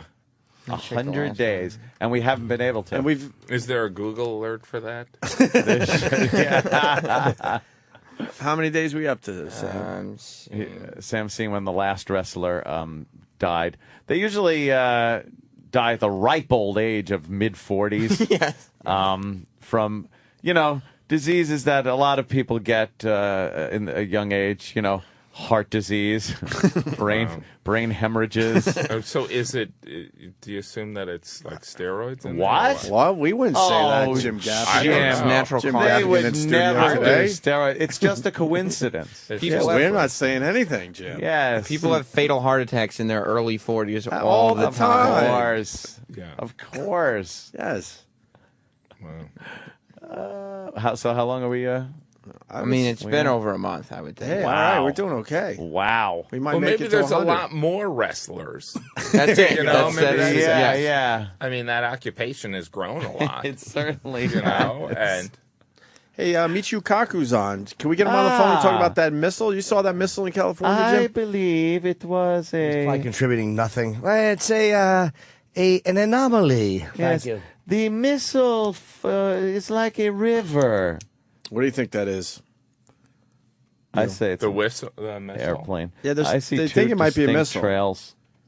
I don't know. You're starting to think plane in? That looks like a crayon, really. It's just like a 4-year-old a crayon, and they're like, "Here, draw something. Then we'll distract people in America from the fact that there are two wars in the economy." We'll just be like, yeah, it's a UFO or something. Let's get Michio on. I want to know what he's saying about this. What does a theoretical physicist know? I know. He just looks good on TV with his white hair. With Are his you white down on hair. Michio Kaku, Jim? No, Norton? I like him, but I You want brought him to the direct show. answers. Yes, I did. Let's give him another chance today. What's he going to say? Mystery missile. No clear answers. He never remembers me when I see him. I see him in the street 3 times a week. I yelled one time at him, too, and he had no clue. I'm like, you've been on our show 10 times. You're supposed to be this science shows. highly intelligent guy, and you don't even recognize faces. He recognizes DNA strands. It's unbelievable. Yeah, I should leave a load on his welcome mat. Oh, I remember you. But he just waves cluelessly at you. I'm like, you don't even know who I am. Not expecting much, but you've been on our show. I would assume if you saw us in the street, Jim, you'd be like, hey, what's up? Of course you would. We also know that he's lactose intolerant. Because didn't you see him picking up? No, I saw it. What am I saying? He's picking up the lactate. Oh, right. in Yes. AAA, so. Yes. Time may be a river, but I have milk farts. He's a very peaceful guy. Did you go to Colin's premiere last night? It was great. Yeah. It was great, man. Have you seen the show yet? I haven't seen it. I'm Getting dying great to see it. reviews, except for one dumb reviewer. And that wasn't even even that that bad. review isn't bad. Yeah. You're maybe you can see it because Gaffigan's doing 4 nights at the Nokia Theater in December. So maybe on one of your off nights, you'll check it out. It's Yeah, really no, great. I definitely want to see that. I was very happy for him. He destroyed. Checked out all the. It's a great show. You're doing Broadway, Jim? I'm actually doing a play in February. What are you doing? It's called That Championship Season. Oh, it was a movie. Yeah, who you with? Brian Cox, Kiefer Sutherland, Jason Patrick, and Chris Noth. Well, that's nice. It's a great cast. Yeah, I don't know how I even got the job, really. It's like one of those things where they'd like you to audition, and I'm like, yeah, there's probably an offer out to somebody, and then I auditioned, and I got it, and I was like... Have you done stage before? No. Oh, really? Are you worried about remembering lines? Well, there's enough time, it's not like, they hand you the script and you do it. Yeah, but there's not enough time in the world for me to memorize anything. I'm terrible at memorizing things. No, you have a great memory. Oh, no. Yeah, you I really have a do. good What's wrong memory, with you? but I can't memorize, like, lines. I could remember songs from sitcoms dating back to the early 70s, but, like, I can't read any of this copy that I've read 1,000 times for commercials without the copy in front of me. Can we name one sitcom from the 70s? I want to see if you could actually do this. Oh, my Jim God. Gaffigan, you got one from the 70s? Yes. How about a sitcom? Three's Company. Oh, that's easy. Yeah. Everyone All right, knows that Apple one. Dumpling Gang. Oh, the Apple Dumpling Gang. That was The theme to family. That was a musical number, no lyrics. See, Yeah. Christy McNichol. Did you like With Christy McNichol? You liked her boyish no, kind of charm? she was a little too dykey for me. Yeah. But we didn't know what dykes were back then. I was. That was our problem. No, I was more the other one. What's her name there that was in the Bad News Tatum Bears when she O'Neal? grew up? Yeah, Tatum O'Neal. Yeah. Tanner Boyle. Yeah, you knew she was a grower. Boyle. No. You're terrible, Jimmy. So yeah, you go see Carlson when you get a chance. It's good to see a comic doing that, man. It's fucking, that's awesome. Yeah. When we there's a regroup- lot. He is good. There's a lot of comedians going on. I think On Chris Broadway? Rock's going to be on there. Is he on Broadway? Yeah, I Doing think what? he's going. I don't know. Is it He's doing- stand up or is it like a talk? Because I Collins think is, he's doing a play. Oh, Wow. Yeah. Let's break. It's JimGaffigan.com. Jim Gaffigan on Twitter. I follow you on Twitter there, Jim. Oh, you do? And Wang Theater this Saturday night at 7 o'clock. For tickets, what do they do? I think that one might be sold out anyway. Then why are you even here? I'm Why here don't for the why don't you sleep Nokia. in? Oh, for the Nokia They have thing? like 6 shows, and I'm like, all right, how am I supposed to sell 6 shows? Yeah, that's weird. December 3rd, 4th, 17th, and 18th, right? Yeah. So I guess you go to the Nokia Theater online. What is or it? something to get tickets? Nokia Theater, Times Square, Best Buy Theater. Yeah, all these we were talking about. It's like that how many before. names? They're all, it's It's like the however they can make some money, right? Nokia, Best Buy Theater. It can't be named two things. I Serial think it's- wire. Everyone aisle. knew it as the Nokia. Now it's Theater. called the Best Buy. Yeah. I don't what know. the fuck? I'm excited. Yeah.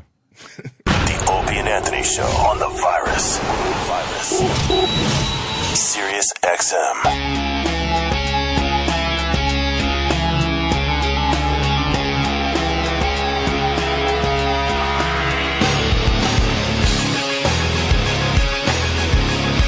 Jim Gaffigan in studio playing the Wang Theater. Oh, that's right. We don't have to promote that. It's sold out. I forgot. I'm sorry. But the Nokia Theater, when he does a little Broadway, you can get tickets for those shows. December 3rd, 4th, 17th, and 18th. The Best Buy Theater at Nokia Theater in Times Square. Something like that. They make it so easy to say. Yes. And we were just talking about eating healthy. Yes, because Jim's got the yogurt, and it has a nice little. You want to eat healthy.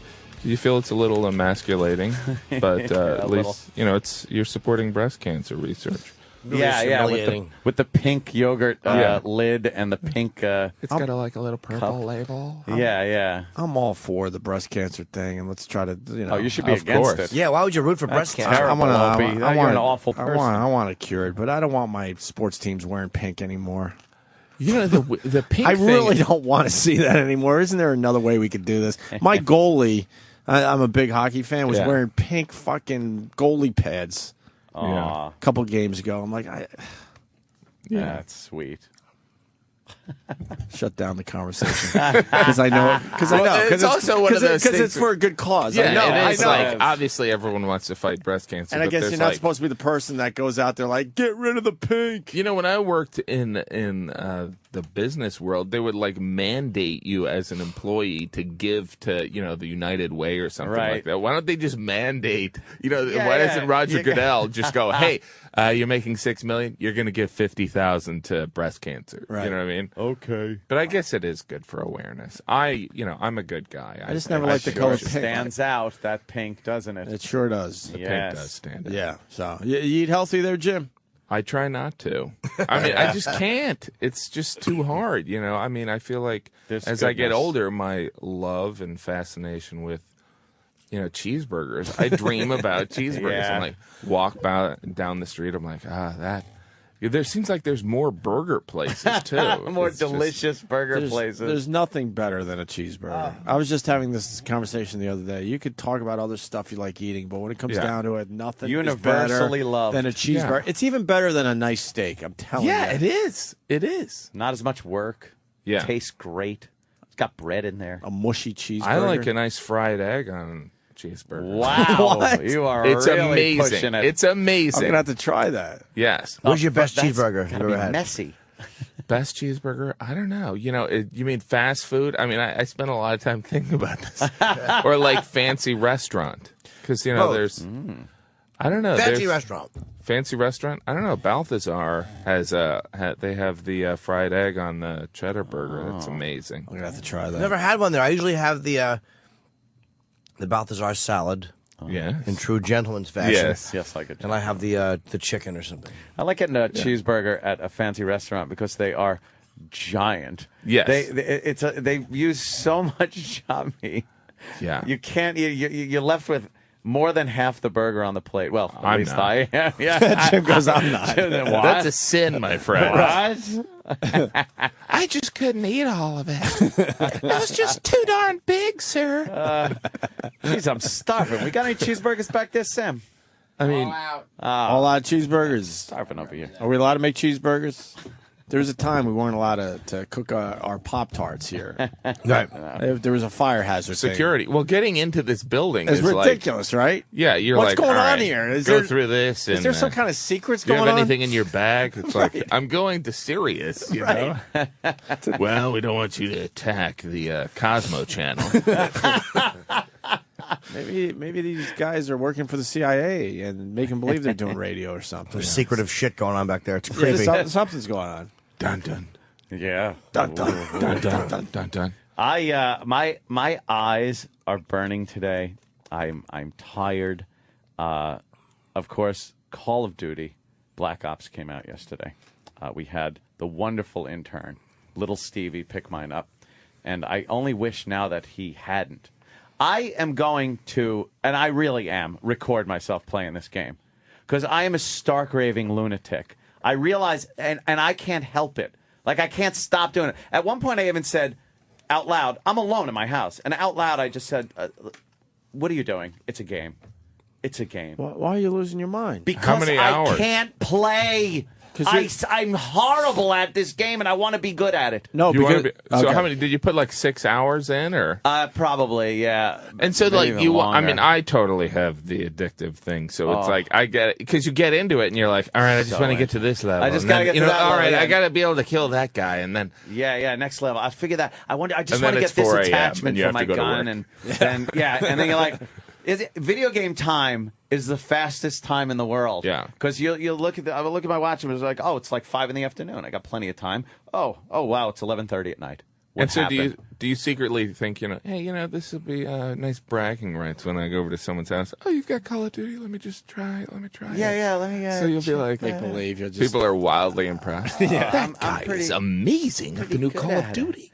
I just want to be able to play the game and not be the worst person playing it. Right, I am right. the worst.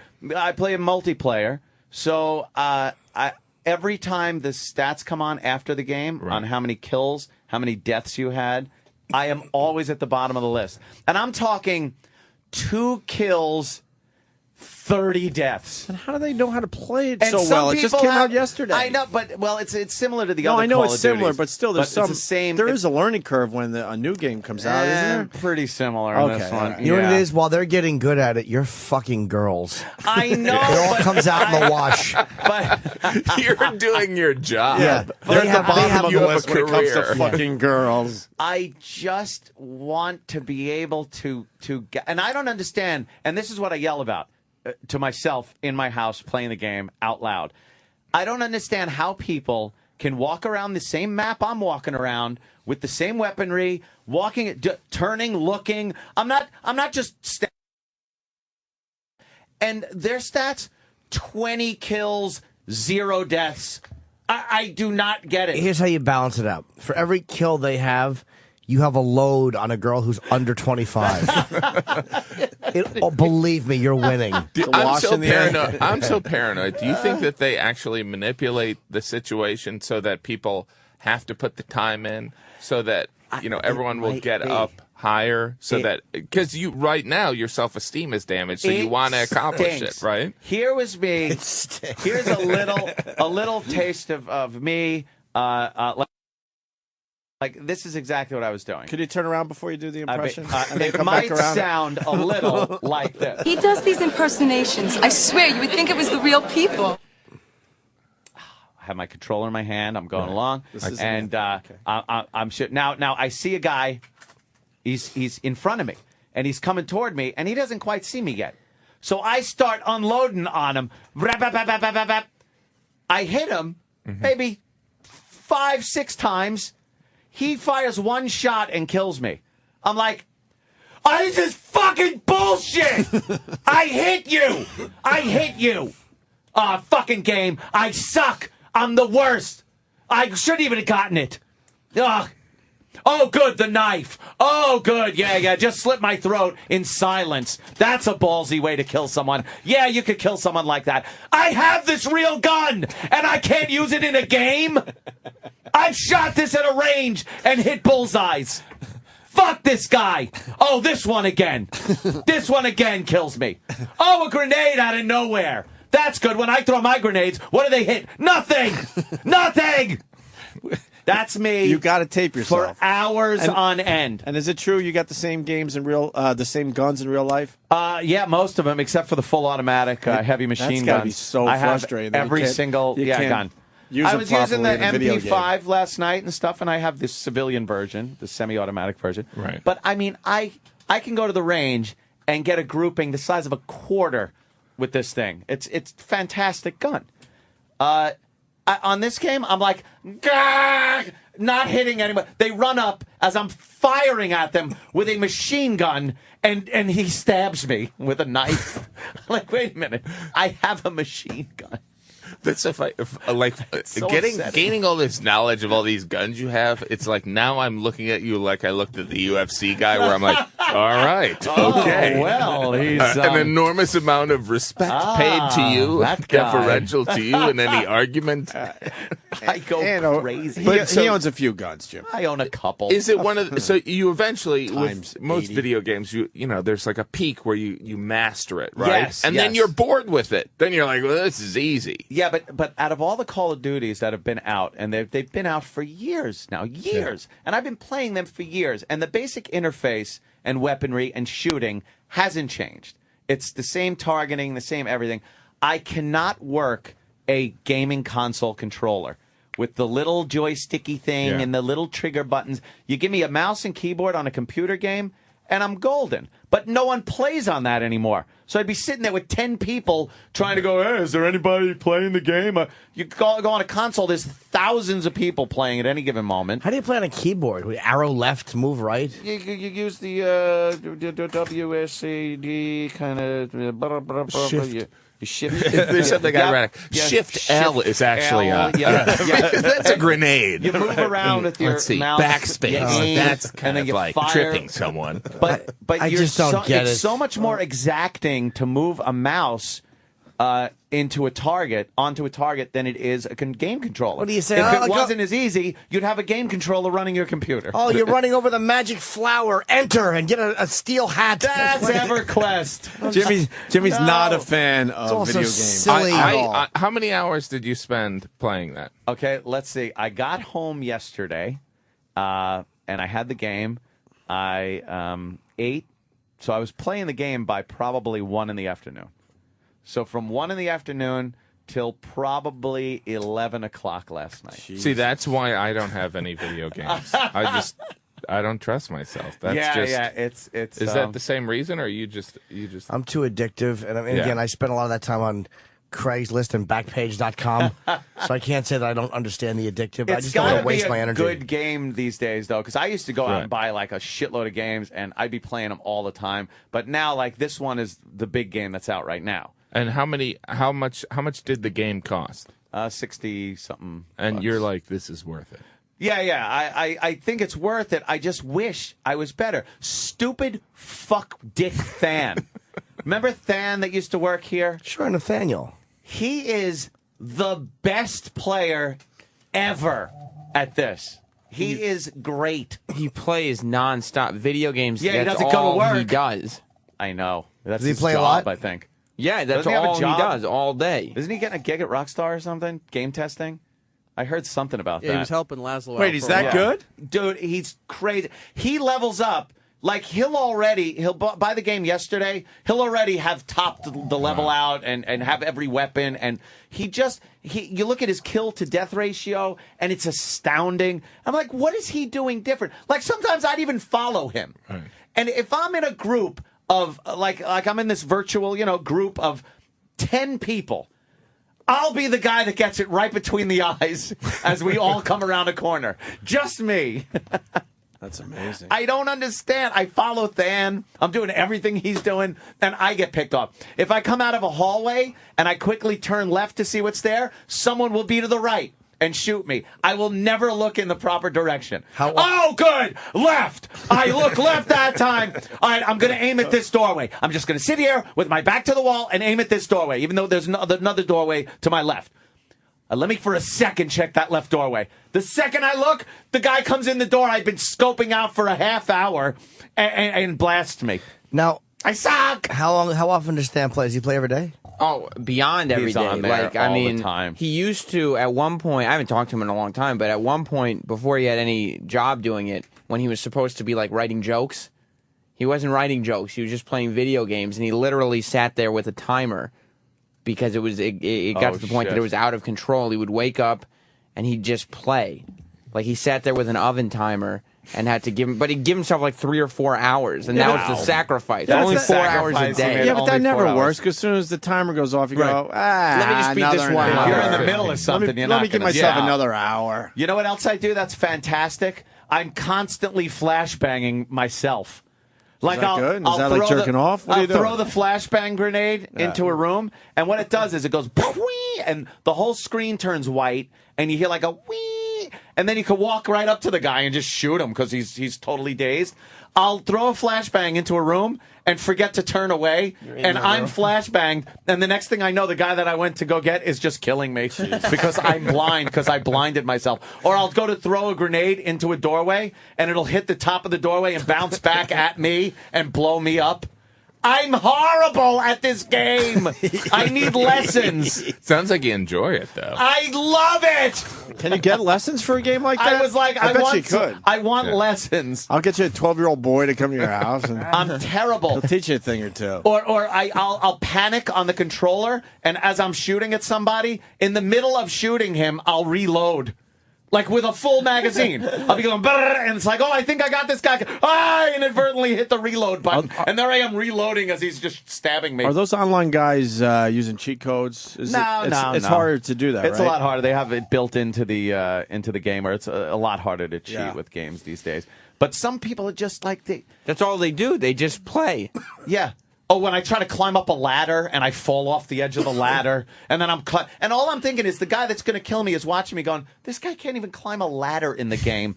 Bop, bop, bop, bop. I'm dead. Jimmy's mesmerized. I'm looking at this girl's pussy bulge. Sorry, she's doing hula hoops. Wow, look at her. Yeah, she's What got an ass she quite has. the camel toe on her. She's got like a thing on. She's got like balls. I saw you like leaning forward. You were trying to see if you could see something. Lips, yeah. You were trying to see. I like big lips. I like big lips. The reporter right now is going, that's some camel toe she's got on there, Yeah, huh? good God. Her cut looks like the Rocky Horror Picture movie poster. And she's laughing good-naturedly with his observation. Oh, you. And then All they right, held well, up a bottle of you're perfume. back in today, I need though, right? lessons. Oh, I'll be. Well, actually, I got gym today. I got the workout, so then I could do that after that. And has gym class. I got gym class because I didn't do it in school enough, so I'm making up credits. You got gym and then study hall. And then study hall, and then I could game if mommy lets me. Game. Yeah, I could. Do you my not go to the bathroom gaming. so that you're playing the game? Yeah. There have been times I've been in the middle Do you of wear diapers? heated battle. Yeah. Actually, I just piss on the couch if I could turn the cushion over. I pissed all over my sweatpants yesterday by mistake. I was taking a leak, and I didn't realize that my fucking hog was pointing right at the sweats, and I was whizzing on them instead of into the toilet. Oh, that's. And then I was like, You know, it's a better one than that. That's Because awkward I've at the I've done opera. this one. You ever have you have sweats on, and you just kind of grab the top of the sweats with your thumb or two thumbs and pull it down so you can leak? Yeah. You ever have it slip off of your thumbs in the middle of taking a leak? Oh, yeah. It goes thwack and just knocks your dick, and now you're just pissing in your sweats. Yes, I have done that. every type of urination mishap you can involved in. I've had. Yeah. There's the post-coital sprinklers pee too. Oh, it's the Where you fucking worst. just- yeah, and there's no knowing where it's going or how to solve it. It's like a hydra, and you're just trying to get a few of the. It's Medusa's head, and you're just trying to get a few of those snakes in the all bowl. you do is squeeze your mushroom, and Well, it comes back together. It kind of takes you off guard All for you a second. do. That's all you do. Or you Little got to go. squeeze of the mushroom. You got to push harder to open up the. Right.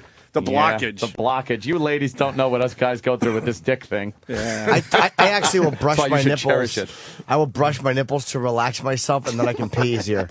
Honestly, that's how I piss. Are you kidding? 100% serious. That's awkward at the opera. Yeah, in public bathrooms. I gently touch my nipple, and my body just You don't do that in a relaxes. public bathroom, do you? No one was You're like, looking. hey, you're Jim Norton from Opie and Anthony. brushing Yes, your I am. nipple. I'm just trying to relax a little bit. Do you need to relax, Caresses sir? his nipples. Why don't you join me? Try not to. That's what else is going on, Jim? Anything in your world? Not much. Gaffigan? Just, no? you know, Just doing the hang? Writing the new hour. Jim and I were talking about that. Yeah, that's right. It's like you do the topical stuff, which I feel like, like when you do observational stuff and stuff on food, you're like, all right, what food haven't I covered here? But it's good. It's fun. It's really exciting when you get that new hour to a place. You're like, all right, there's not like... It feels so that, fresh, right? You don't have to go to the old bag of tricks. Yeah. Which is very exciting. So I have some comics do not feel the same way. It's amazing. They stand in their old bag of tricks and just talk out of it. Oh my God, it is Doing. amazing. Yeah. I've seen some comics. It's like just change your act a little bit, for please. 20 years. Yeah. Oh, yeah. Fucking lazy, man. 20 years. Yeah. Guys are lazy. Yeah, with his bow tie. It's like I didn't catch it. Hey, it's a Kevin Meaney joke. Come on. Well, funny's funny, though. I like having old jokes to go to if you want to, but it's like it's nice to not have to go to them. Oh, the new joke. That's so fun. Great. A new line. My gosh. It's just, But then you burn it on guys know. TV and it's heartbreaking. When you're done with it on TV, you're like, I just can't do it anymore. Really? Heartbreaking. You killed it. Most time. I'll still do it for a little while, but it's I heartbreaking. think it's kind of cool, though. Then you go to the show and you see that. Yeah, but it's kind of contingent on catching Drown you your off little- guard. Drown your little jokes, jokes in the bathtub. Yeah, they really are like fucking too many kittens. Or I just throw them in the river and then somebody YouTubes it. Hey, can I go to the? I got to go to this call because we were talking about this during the break, and I guess it is true. Justin in Tampa, go ahead. Hey, man, I saw on TMZ Jimmy Norton's little childhood hero, Reggie Jackson. Apparently, he shit himself. Oh, yeah, when he was with the A's. Yes. Oh, really? As a during the player, middle of the game. middle of the Busting game. out, boys. All right. How do you shit yourself during a game? I don't know. Maybe he had too much Indian food. I mean, Yeah, you wonder if we've it was all come illness. close. You wonder if it was illness or if it was just one of those things where... How does TMZ get that information? I know. He's like, was he like drunk at a bar and he's like, you're not going to believe what happened when I was with the A's. Yeah, why now? This is before I got the candy bar. I had my own candy bar. It was a disaster. And, we were wearing white pants. It was horrible. Yeah, he could have just said he sat on a Reggie bar. I have them all over the place. I had The one in my company back pocket. gives That's all them to it me was. for free and rumor, innuendo. That just like highlights that information is out there. It's just Why? It's just completely unnecessary. There's no need to know that Reggie shit himself. I don't disagree. Well, now that I know, I'm glad I do. But I didn't need to. I'll never look at him the same again. I'll look at him now with more love. He's my favorite ball player. Yeah. So I'll really enjoy him a lot more now. 'Cause Yeah. He's so cranky to people. He wants no part of fans. You met him, right? Yeah, I did. I got him to sign a ball and took a He picture. could care less, though, right? Which Coulda one? Yes, he signed my ball with his foot. he was out here in the lobby, and the guy from the sports channel arranged it because Reggie he doesn't fuck around. They said he jumped the turnstile to get up here, like he wouldn't wait in the lobby, like he wasn't going to wait for these security douchebags. He just hopped the turnstile, please. And they were pissed off. And they're like, someone's like, just if you give an autograph, they'll be okay. And he just refused. It's like, no, I'm not giving him an autograph. Wow. How do you not love Reggie? That's awesome. What a crotchety fucker, huh? He's been fucking hounded for fucking 30 years. He's done with it. He's done with fans. Yeah. You think? Yeah. He's had it? I don't know. He was nice to me, like moderately. Why? He wasn't overly nice, but he was nice in the fact that he did take the picture. Like, okay, come on, like that. Oh, you went, okay, come on. Yeah, Let's get this over with. yeah. I That's like as nice that. as you're gonna get. those Reggie. the late 70s, Reggie Jackson probably couldn't go anywhere. Anywhere. No, he Anywhere. was the shit. And what was he? He's Mr. probably October. so bitter too. Like, what was he making as opposed to like A-Rod? Oh my gosh. 700,000, 600,000 a year. Yeah, I bet. and people were criticizing him And back then, then. yeah. They're like, can you believe Guy this makes guy's all that money. this guy's making an entry-level baseball player? That's That's why when people went after A-Rod a couple years ago, I'm like, it's only a matter of time before they all make insane money. Yeah. I mean, not that they're not making insane What was money. Reggie's biggest salary? Because I know that Steinbrenner at one point said he would never pay someone more than $1 million. I think it was one at the Angels, probably, right? George said that like a month before he died. I'll never pay anyone. Okay, Grandpa. He was because he was seen. Oh, when Mattingly got a $19.5 million contract, I think Steinbrenner said he wouldn't pay someone $20 million. He'd never pay $20 million to a player. When Don signed a $19.5 million contract, that was a big deal. I think it was a 5 or 6 year deal. What was his highest salary? Do we have that? Oh, Reggie's? boy. Yeah, I'm just curious. I'm going to guess 600,000. He might have hit the million mark at one point. I bet you're about right. Maybe 2.3 million when he was with the Angels. No. You think? No. When did he was still retire? good. He was still good when he was with the Angels. But the numbers weren't up. I don't know. Oh, okay. I don't know. Steve. The most he made 1.1 with the Angels in '82. 1.1 with the Angels in '86. The most he ever made with the Yankees was $588,000. And what year was that? 1981. All right, look in his biggest. Belzer made more off of Hulk Hogan. 10 times that amount. What was Jackson's biggest year with the Yankees when he was walking 77, around say. and couldn't do anything? 78. That was his big 78. World Series. There you go. You 3 got the home number. runs. $525. $525,000 a year. $525. That's a $200,000 salary, $400,000 bonus, and what is that? $660,000. What is that? I don't know. Deficit. Defer. They might have had Probably like if you made the playoffs and Yeah. shit like that, incentives. Yeah, I remember there used to be a thing like these players have made the playoffs. Now they get $5,000. Yeah, it's an incentive for them. They used to backload those contracts. Oh, did they? So deferred payment, he could be. Oh, gotcha. Some people that have retired 10 years ago are still getting paid. Oh, wow. Because that's the way that these teams are able to afford them. Gotcha. So early on, they're making shit while they're playing, and then later. Yeah, like if you sign like $100 million deal, you might make $20 million the first year, and then it'll fuck gradually that. go up, 20 and then you'll million. make money for the next 20 years. But they want that money coming in. Exactly. Yeah. Stop it. But when you sue Hulk Hogan, you get that $5 million pretty fast. $5 million for taking a little bump on the head. I'm going to sue Cain Velasquez. Yeah, go ahead. That's right. Hey, it's not a bad idea. Yeah, Can we get a taste look of at that? him in court. Just stare at him in court. That would be so I felt great. the belt that he was carrying around. Heavy, right? And I'm so lazy, I'm like, oh, gosh, I feel sorry for the guy having to carry this around. It's so heavy.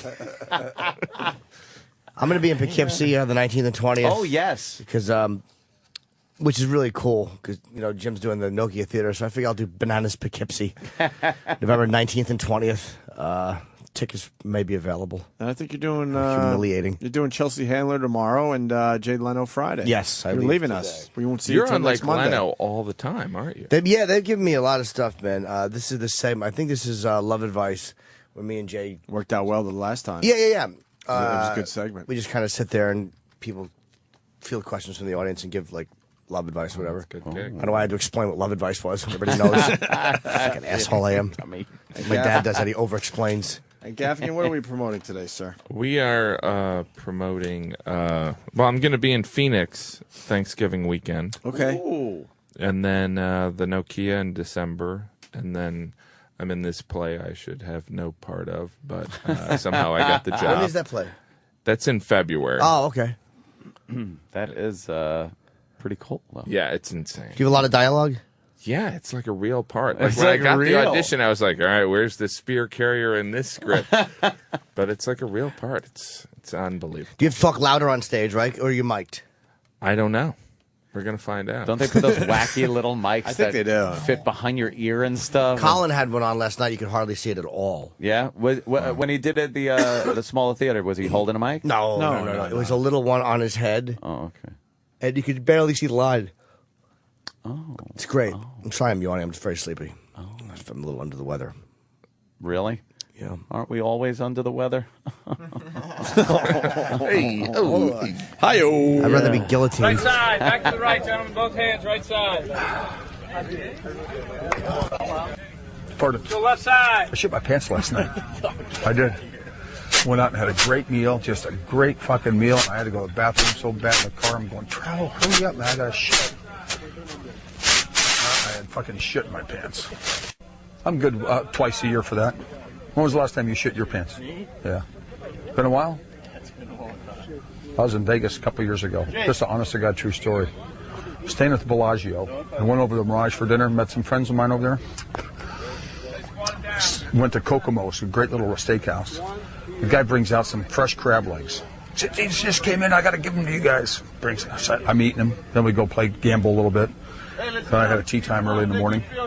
So I said, look, I got to get going. I'm walking back to the hotel. I get 3/4 of the way out of the lobby, and all of a sudden I go, oh, fuck.